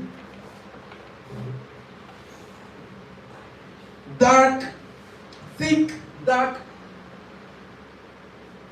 line,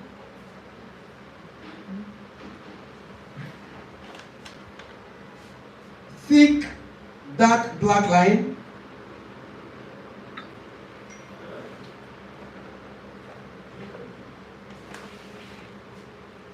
dotted line,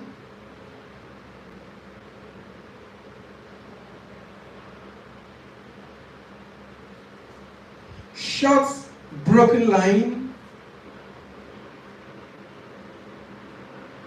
and long broken line respectively.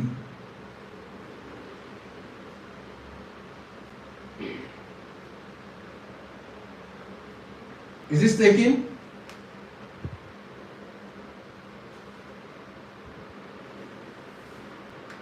Right.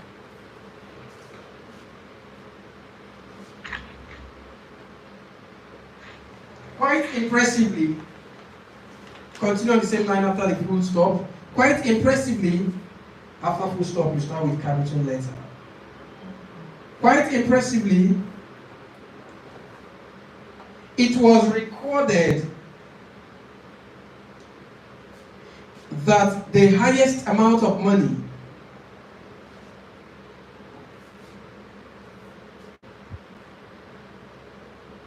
was spent on holiday.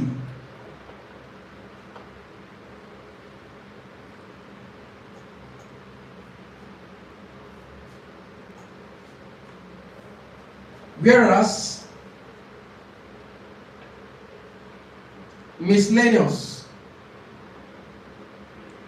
had the least amount of money spent.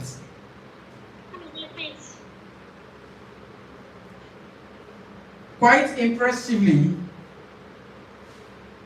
it was recorded that the highest amount of money was spent on holiday, whereas miscellaneous had the least amount of money spent. Full stop. At this point, you have come to the end of your paragraph 2. Straightforward. Now, let's look at those 4 areas we pointed out earlier. I don't know if we can still find them on your notes. The 4 things I said you must cover during your overview. The first one was subject and objects, right? Yes. Now let's look at the paragraph 2 that we just treated. What do you think would be the subjects and objects? The UK residents. The subjects. Then objects, the areas of their spending, holiday, visit friends. Do you understand? Yes. Now let's look at the next one. Duration. Do we have duration there? Yes. What was that? Between 1993 and 2013, right? Yes. Now let's look at the third one. Keys. Is that correct? Yes. Do we have keys there? Yes. What are the keys? The thick dark black line, the dotted lines, the short broken line, and the long broken lines. They are the keys that were used to represent the spending, right? Then lastly, the highest and lowest, we just have that, right? Please, I ought to not tell you these things. You be the one to decipher them and note them. See what IELTS said. Summarize the information by selecting and reporting the main features and make comparisons where relevant. That's what I have to tell you. So if you don't do it right, it's not the right candidate for us. Okay, so let's proceed to paragraph 3. This is where the main job lies. Paragraph 3. Paragraph 3, you now have to do what we call comparison. Comparison. So you want to now compare the different areas of their spendings according to the movement of the lines on the charts. This is where the job is. So let's begin. Your third paragraph, you should begin with the word comparatively. It's right here. Comparatively advanced expression. And it indicates that you want to do what? Compare. Comparatively, comma.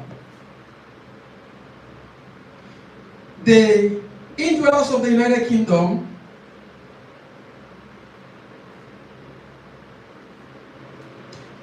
began their spending on holiday during their visits abroad or during their trips. Okay, so I said for the third paragraph, you are to begin with the word comparatively, right?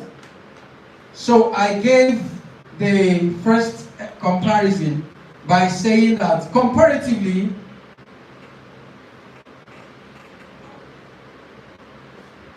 the indwellers of the United Kingdom began their spending on holiday during their tour or tours overseas. Is it tour? Yes. It's tour. T-O-U-R. Their tour overseas in the year 1993 with a rate of £9 billion. Too much room. 9 billion pounds. I don't know what to say against that. Let me tell you what you do. If you have 9 billion pounds, buy Nigeria. Yes, and everybody needs. The leaders will sell, they will sell. Yes. Okay, so now I said to write your 9 billion pounds, you may choose to write the 9 billion in figure all through by going this way.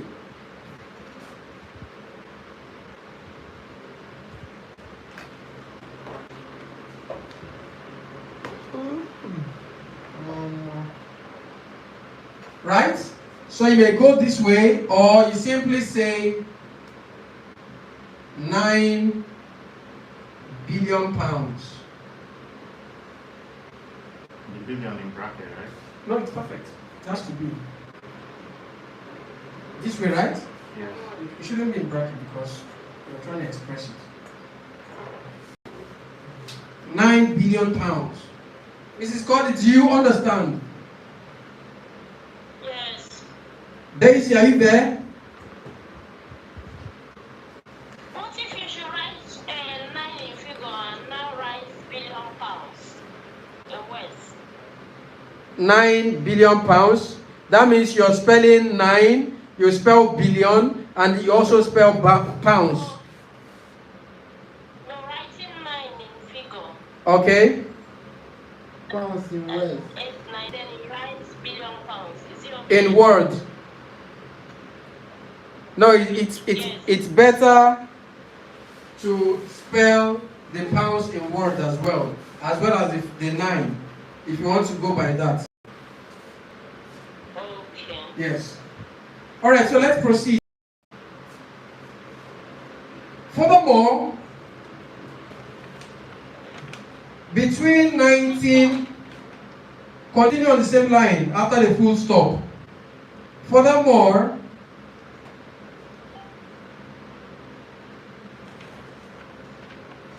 the amount of money spent on vacation, I'm paraphrasing what now?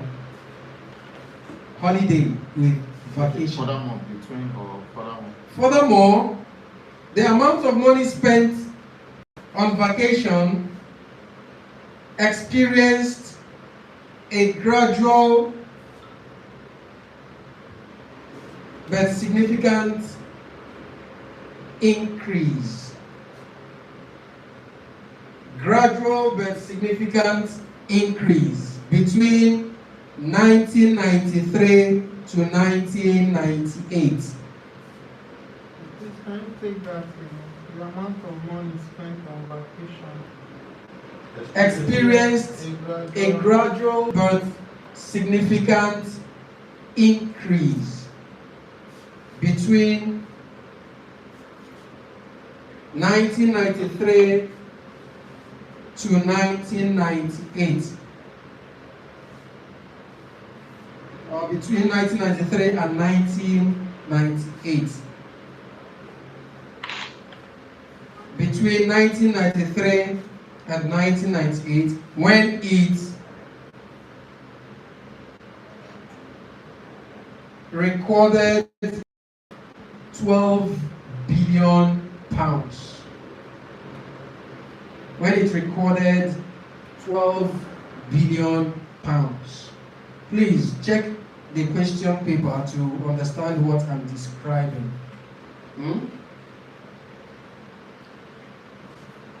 Thereafter, full stop. Thereafter,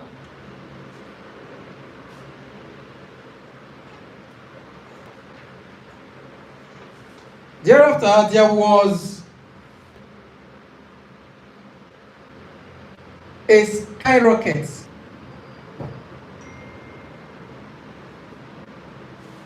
Thereafter, there was a skyrocket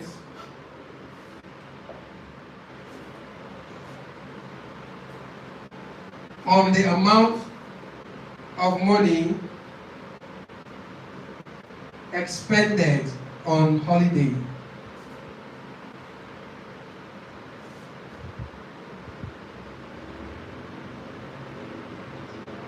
As it trajected. Pardon? Please repeat. I can't hear you, please. Repeat the sentence, please. Please tell me. Yes, on the amount of money. Expended on holiday. Expended on holiday as it trajected. Trajected, or as it witnessed a trajectory. Because you need to blow these grammars. These are academic words. Trajectory, trajectory, trajectory, trajectory, trajectory, trajectory. As it witnessed a trajectory up to the year 2008, which was its climax. Which was the climax.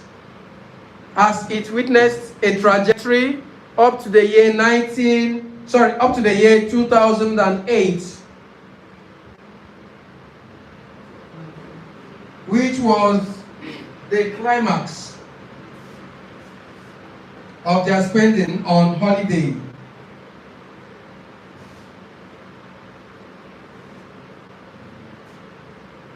with a record of about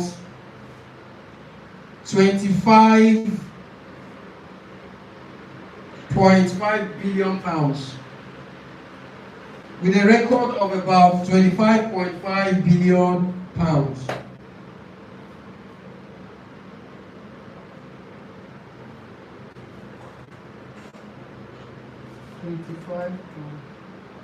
£25.5 billion pounds.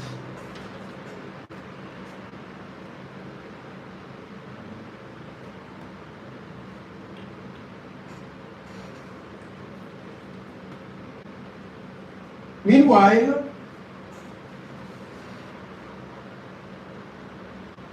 a drastic decline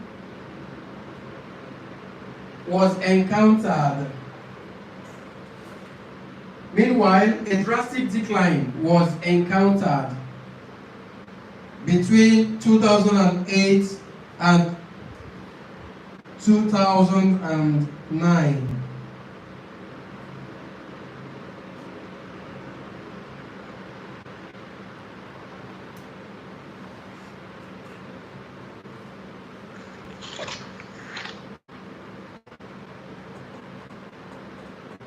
Hence, it reduced to about 22 billion pounds.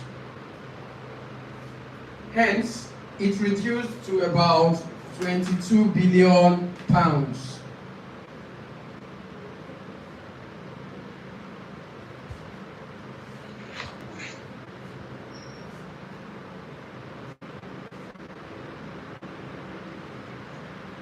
Full stop. Notwithstanding,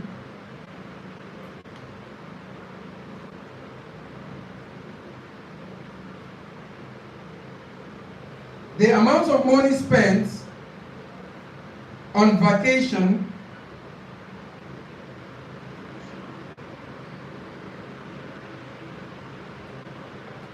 by the UK residents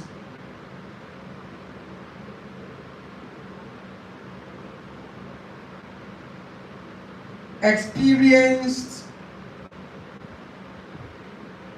some fluctuations.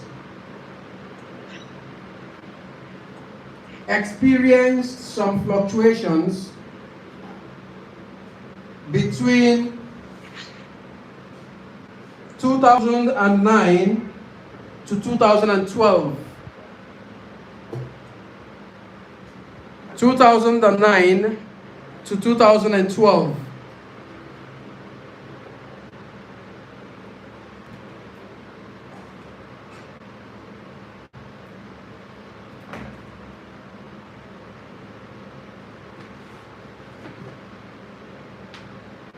After which there was a significant recovery. After which there was a significant recovery.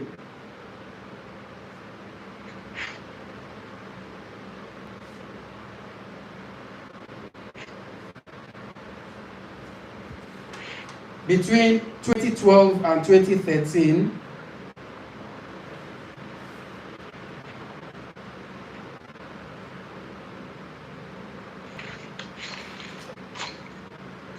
to about 23.5 billion pounds.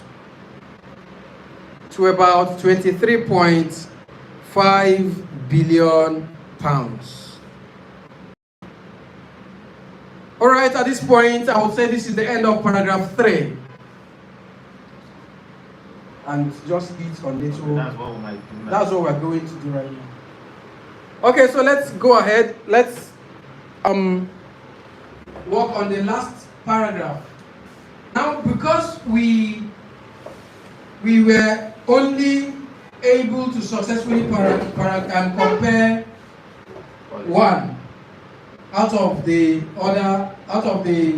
4 areas, we are now going to look at the 3 remaining ones and see a few things we want to talk about say about them. Do you understand? So we are still going to compare in paragraph 4. So, but we will not say comparatively anymore. We will now say additionally or furthermore to start your paragraph 4. So we have started. So choose one to write. Additionally,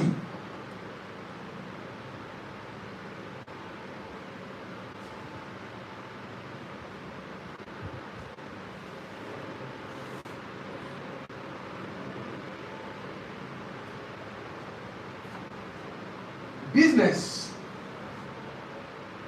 visit friends or relatives, and miscellaneous. Additionally, business, visit friends or relatives, and miscellaneous, each recorded various amounts of money spent by the indwellers of the United Kingdom during their tours or trips to foreign lands.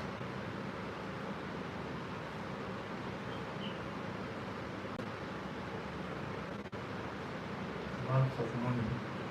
Spent by the indwellers of the United Kingdom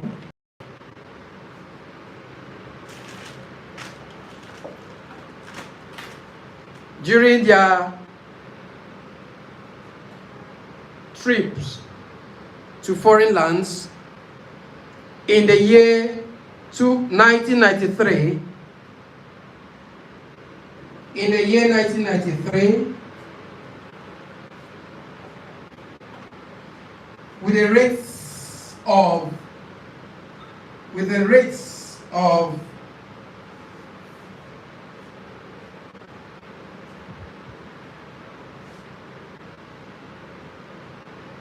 £2 billion,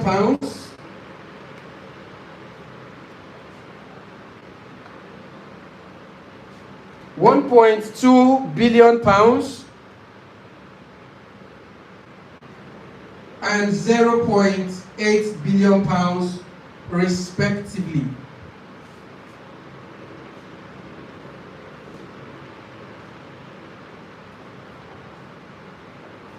Is that again? Mrs. Daisy, are you there? Can you hear me? Mrs. Scotty, can you hear me?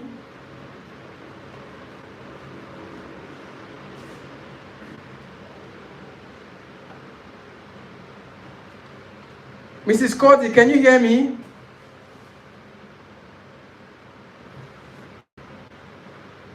Yes, 0.8 billion can be expressed as 800 million. 800 million, yes, please.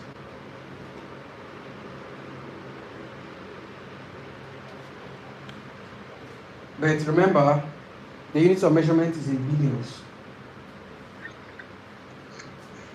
Okay, it's good to reflect.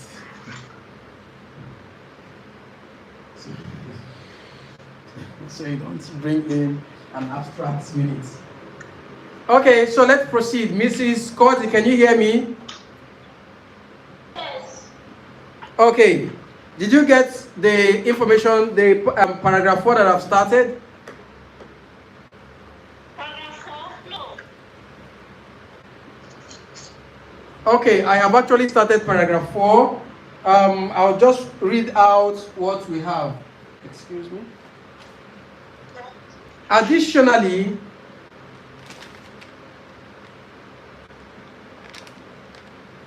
are you there? Yes. Additionally, business, visit friends or relatives, and miscellaneous. Additionally, business, comma, visit friends or relatives, and miscellaneous, each recorded various amounts spent by the indwellers of the United Kingdom during their trips to foreign lands.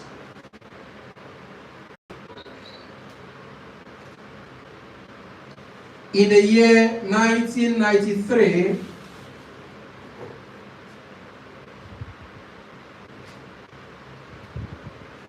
with the rates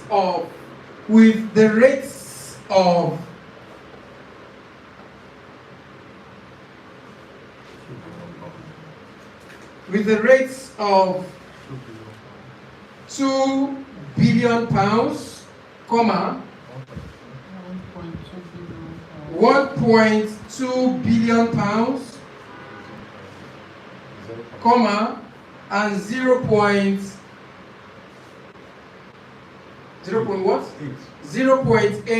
billion pounds respectively.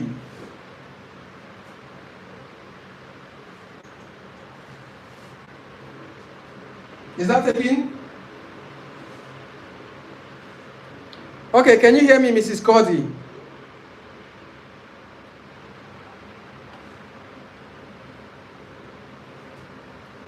All right. So let's proceed. I think she was kicked out of the Zoom session. Then, meanwhile,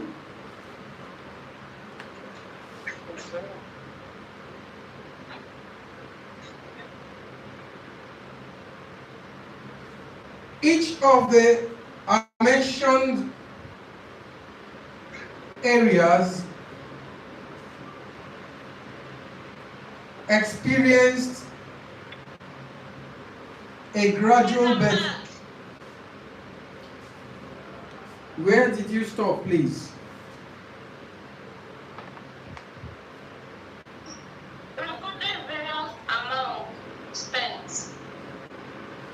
Please read what you have. Let's hear. Additionally, business, visit to friends or relatives, and the miscellaneous, each recorded various amounts spent.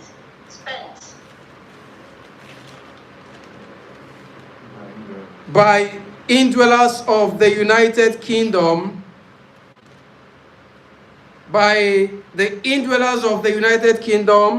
during their trips to foreign lands.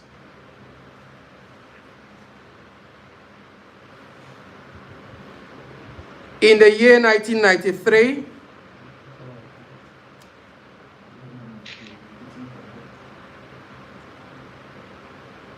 with the rates 1993 with the rates of about £2 billion, 1.2 billion pounds, and 0.8 billion pounds respectively. Full stop.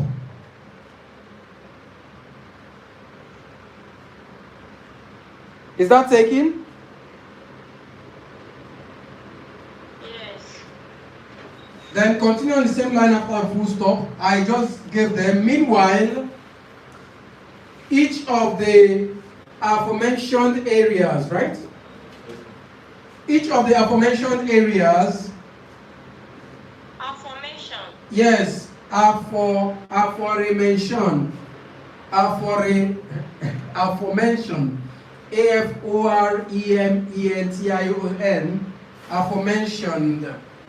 of the aforementioned areas experienced a gradual but steady increase. Each of the aforementioned areas experienced a gradual but steady increase up to the year 2003.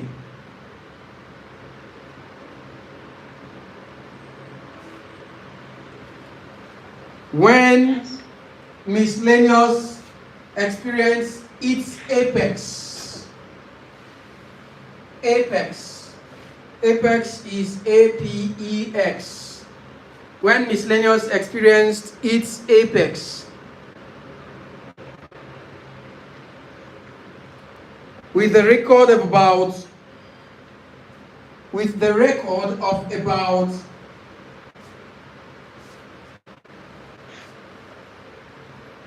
1.9 billion pounds. With a record of about 1.9 billion pounds. While visit friends or relatives and business had about 3 billion pounds and 4 billion pounds each. Please repeat the sentence, please. While visit friends or relatives and holiday and business, thank you. While visit friends or relatives and business had 3 billion pounds and 4 billion pounds each. Full stop.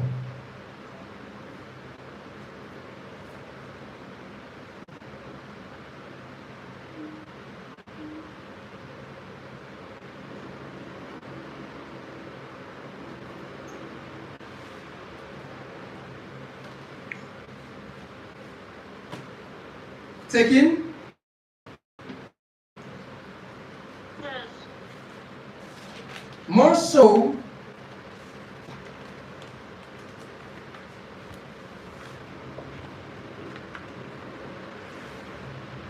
in 2008, that's in 2008,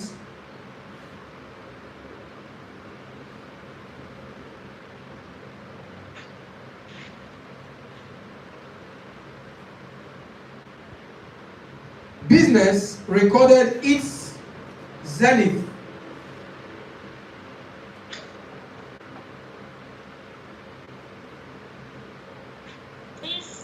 Its zenith, like Zenith Bank, Zenith.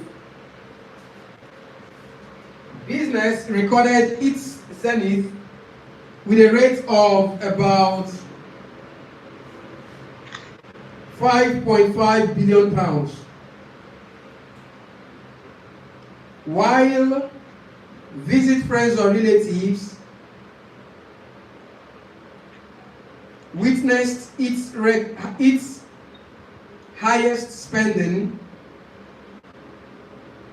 while visit friends or relatives witnessed its highest spending in the year 2013.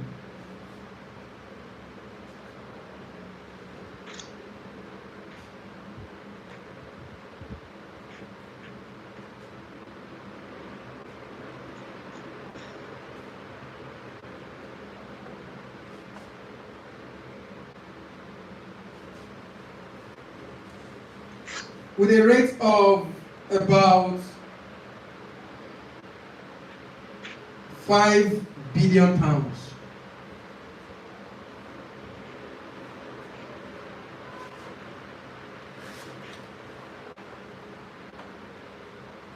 Full stop. Contrarily,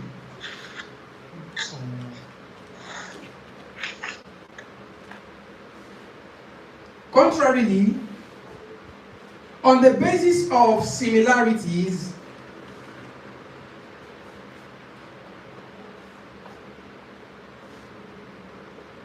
it is evident that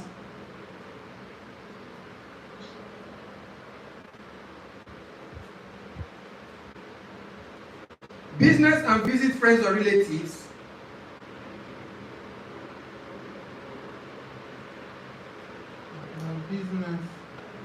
business and visit friends or relatives recorded similar amounts.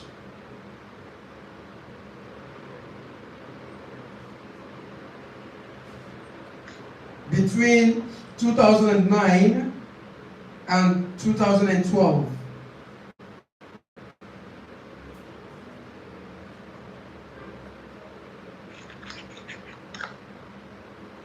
Full stop.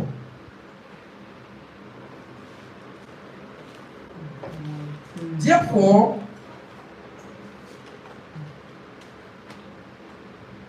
based on the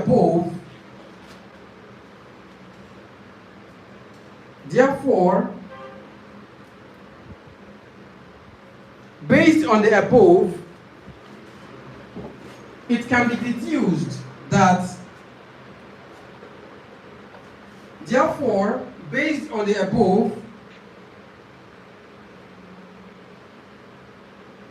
it can be deduced that the highest amount of money was spent on holiday,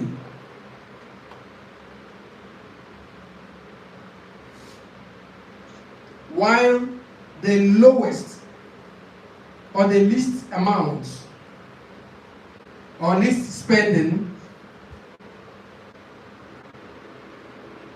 was recorded against miscellaneous.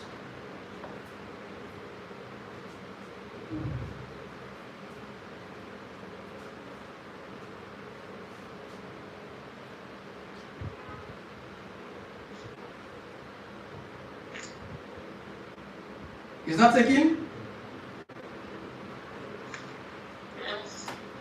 At this point, this is the end of the report right